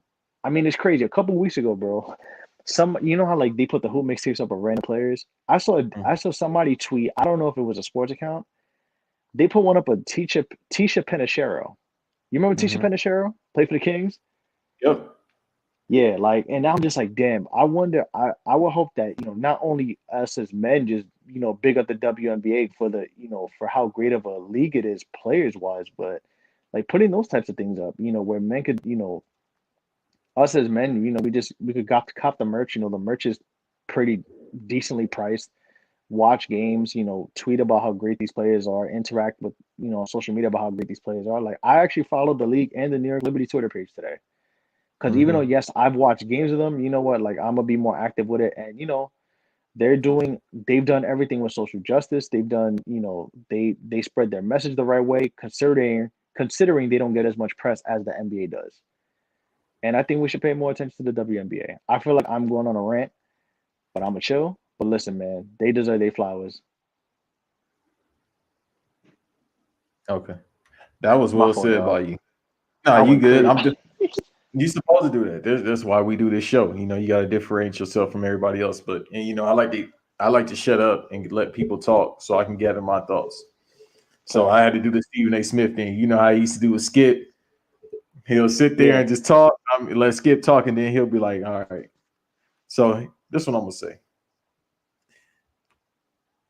It's a damn shame that in 2021 in this new decade that we have to really, really, really search to watch a WNBA game. In 2020, I had to really search, even on the ESPN app, to watch a WNBA game.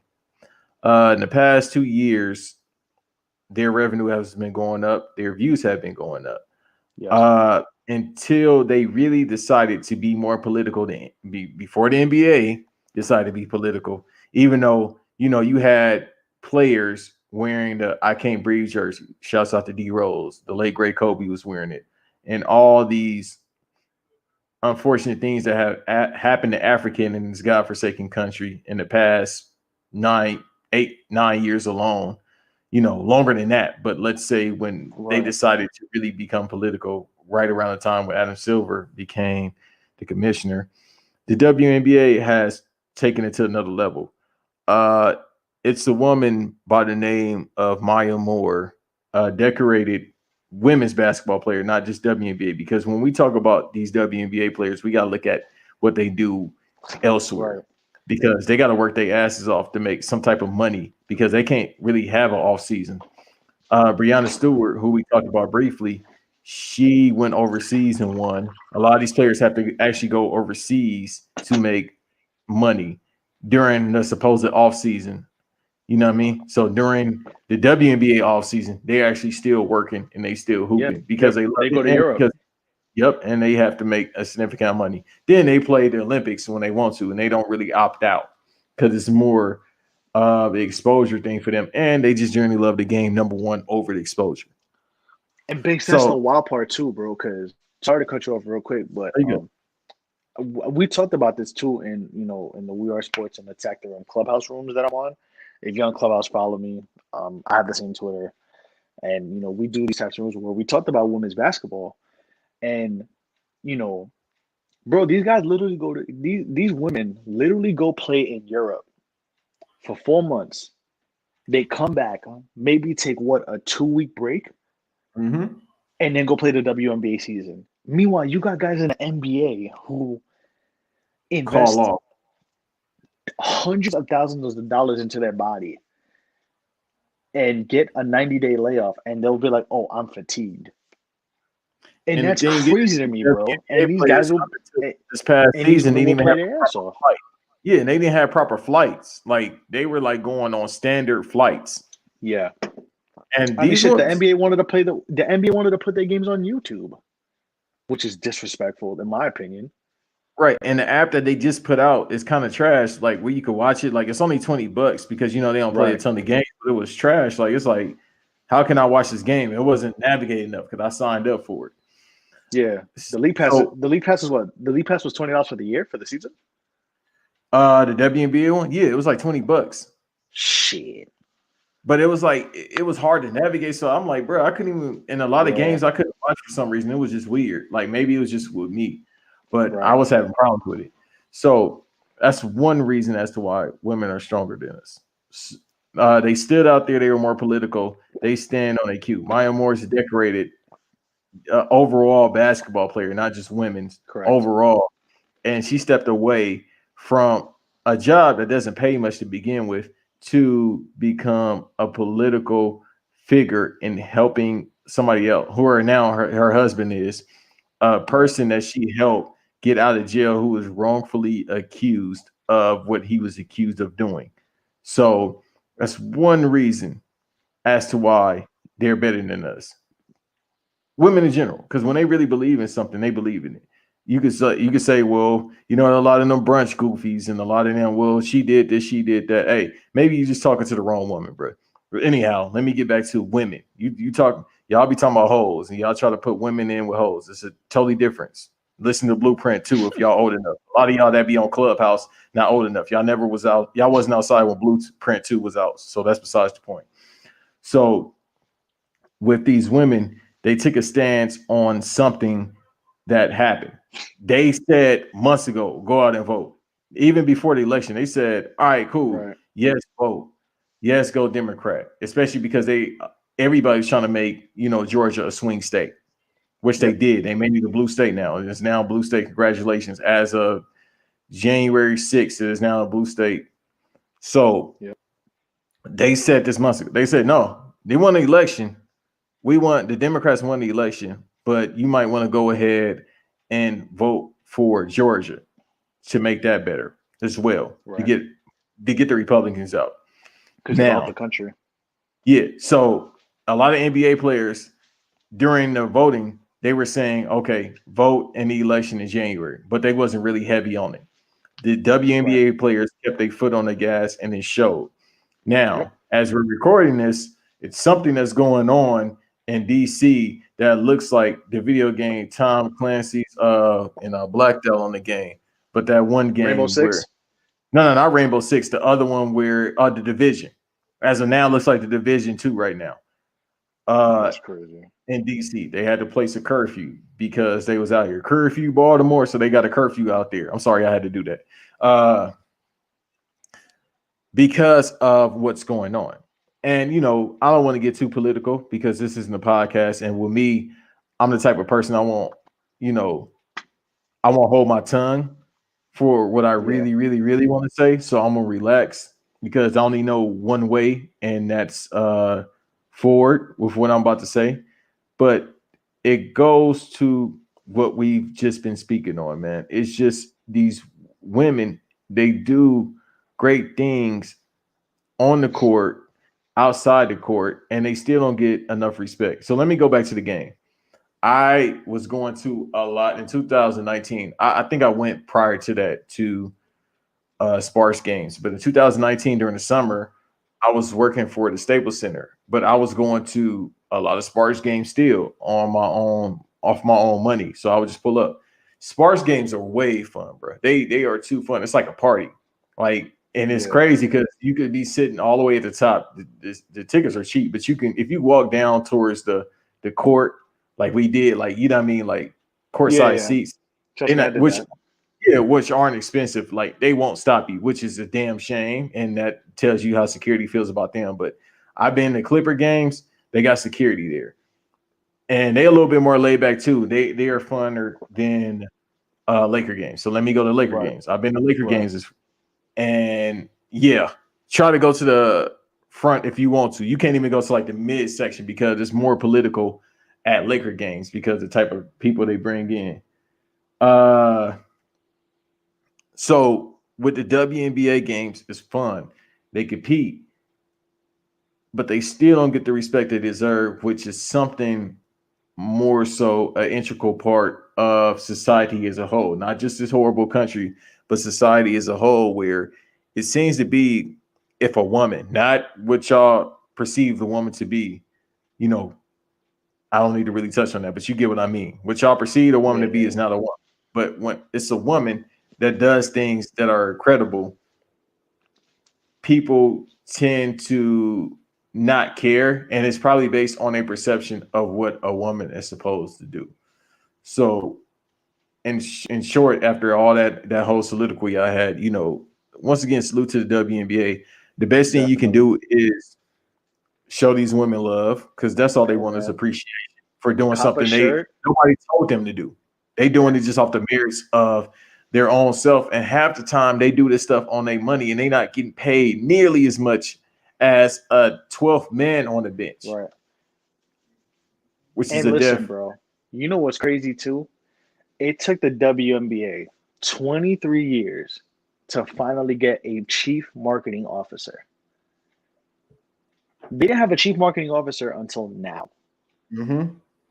And like it makes you think like, damn, what if they had a chief marketing officer in the beginning of when they started, when there was Cheryl Swoops and Cynthia Cooper and Lisa Leslie and yeah, I mean the Liberty were a great team with Rebecca Lobo and Teresa Witherspoon and Tisha Penicheiro and Lauren Jackson and listen, like we're and few and the great players that have played in the WNBA that were fucking monsters is in their own right, and they got no barely any press because they didn't have a chief marketing officer. And if you want to keep it a bean, even though he is not here with us anymore, David Stern low key treated the WNBA like a tax write off. Mm-hmm. And and I'm being nice there because it's just crazy that now the women it, it's just incredible how the women have taken it upon themselves. Because that's what it comes off to me. Because the marketing is dog shit, and like, yes, I'm glad they finally have a marketing officer. And to be honest, I think it should be a woman. That's my opinion. Even though, yes, it's a. I think who is there? It's Phil Cook who used to work at Nike, who was one of the higher ups at Nike. Before he decided to take this job, and hopefully he goes about it the right way, and he takes opinion. He takes respective advice from the players, honestly, because the players are really the reason why the marketing has somewhat slowly but surely crept up for the WNBA. Mm-hmm. So hopefully he takes advice from them, and he also takes what made him great at Nike and what because Nike is $1 billion corporation and $1 billion global corporation, and hopefully they can extend that to make some more money for the WNBA and get these women paid for not only what they do on the court but respectively off the court as well, because they have done a whole lot, and they've honestly I cannot do anything but thank them because they've done so much, not only for the sport in the sport of basketball, but just for women in general, bro. Because bro, women are smarter than us. I'm just gonna say that. Like, Yeah, absolutely. hey, They hey, They are Hey man, calculative. They gonna get you before you get them. And even if it comes for exactly. a maniacal sense, they got the game plan seconds or moments before you even thought of something. You know what I mean? When you think you That's a ahead, fact. no, they got a plan for you. So definitely they are, Hey man. Once man, again, just we showing women love. And them yeah, other man. ones that y'all perceive to be women aren't women. You feel me? And just go cop a shirt. Go to a game, watch the games, tweet about these players. Like, Hmm. listen, hey man, listen, bro. All it takes is an international social media. Go follow the WNBA Twitter page. Go follow whatever team you're from the Twitter page. Go look at the players and watch their games because they're great. Like, and we're not saying that because they women, but they are nice as hell at ball. Like, they may take, and then cracks me up, bro, because the LGBT dudes, yo, like, if I was in the WNBA, I'd be dunking it. I'm like, fam, these women will drop a cool 30 piece on you and go and smile at you the whole game. Look, like, they Right. killers too. And, I think with all this, social, the civil unrest, the social justice, and the political climate that the world is in now, especially with America, I think the WNBA being at the forefront of it, I hope it just turns in, I hope this marketing officer, and I hope that if they do have a marketing team, I hope they use this in the right way and put these women in the light that they deserve to be in.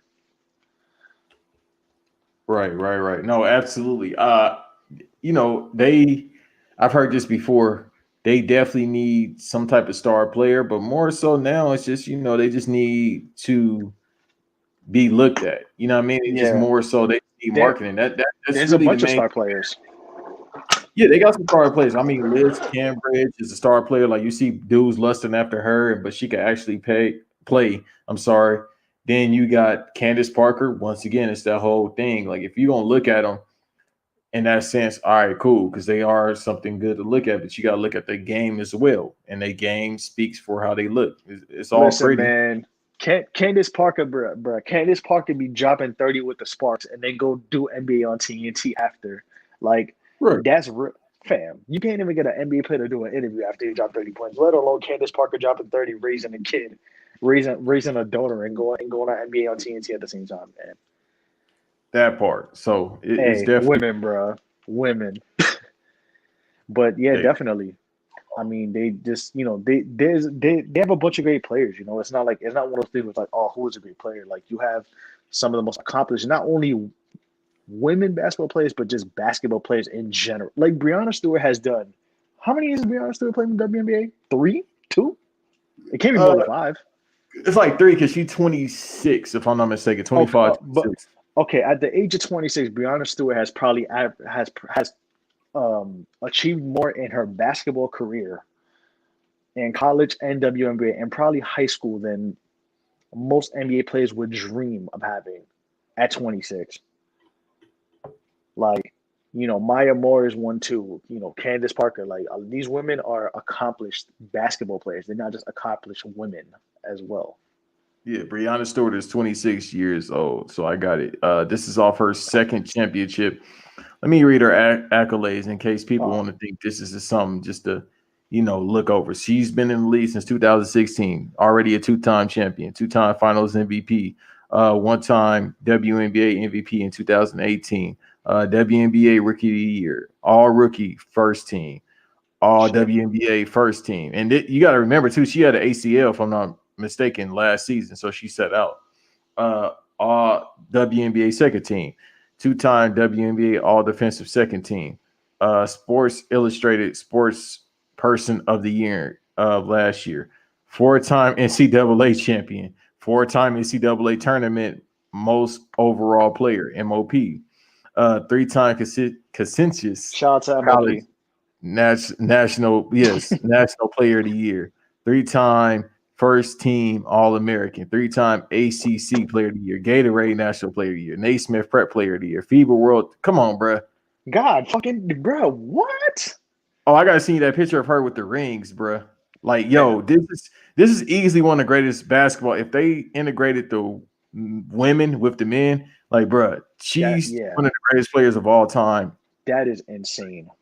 Like, dog, like never lost. Like how Big Baller Ne- always say, Never never lost. lost. Never lost. Definitely not. But hey, man, Listen, long story short, respect the women, watch them play, buy some merch, show some love to them because they do deserve it. Absolutely, man. And I got to see when they coming back. They haven't said anything about the 2021 season. I mean, their season, the WNBA season usually starts when, like March or April, right? It's like in the springtime going to the summer, no? It's the summer, so May 15, 2021. Damn, they're getting a lot of rest though. I mean, Or respectfully. usually, like we just said, it'll be like a month or two. No, they're getting a lot of rest. Yeah, but it's kind of gonna be weird too because most of them are probably playing, be playing in Europe, or they may be playing in Europe. I don't know how the basketball leagues are working there, if they're allowed to travel out, but you know, listen, man, just because they're not talking, they don't mean they in the gym working on a game. Just because they're not posting videos on social media all day. They working on the game somehow, you know? Exactly. You know what I mean? They ain't like Ben Simmons. You know, I can shoot a three in the open Ah, gym and look good on social media because I'm trying to get the simp up out of me. So I got to shoot the simp up out of me because a white woman let me man. down. So, they not doing that. Nah, definitely not. But shout to the women, man. Yeah. But yeah, we about to get up out of here. Other than that, Perfect time in 2 hours. Just like we 10 minutes over, but we had to give the women their flowers. So yeah, no, definitely. We always, man, give women their flowers. Them other ones don't. Don't give them shit. Don't thanks, give them man. cash app. Don't give them nothing. Don't give Hey, them a man. Snicker bar. But we already here. But is that this episode 2? Banks No Rest. Follow me. Banks No Rest 2. Follow me on IG, Twitter. See what I'm working on. BANKSNOREST2. Shouts out to my co-host. Go ahead, get your plug in. Hey, man. Shout out to you, Banks. Episode 2, we done. My my Twitter. Follow me on Twitter. It's at who is original. WHOISORIGINEL. Man, follow me on Twitter. Let's talk sports. Let's talk music. Let's talk whatever, man. If you're on Clubhouse, you can find me on there too. I help run 2 clubs, which are We Are Sports and Attack, which is a sports center club, and Attack the Rim, which is a basketball based club. So follow me on there too. And yeah, man, follow us both. We working as people like to say. We working. We doing some good things, man. We got some good things in the works, man. They're just basically all Banks and I could really say right now.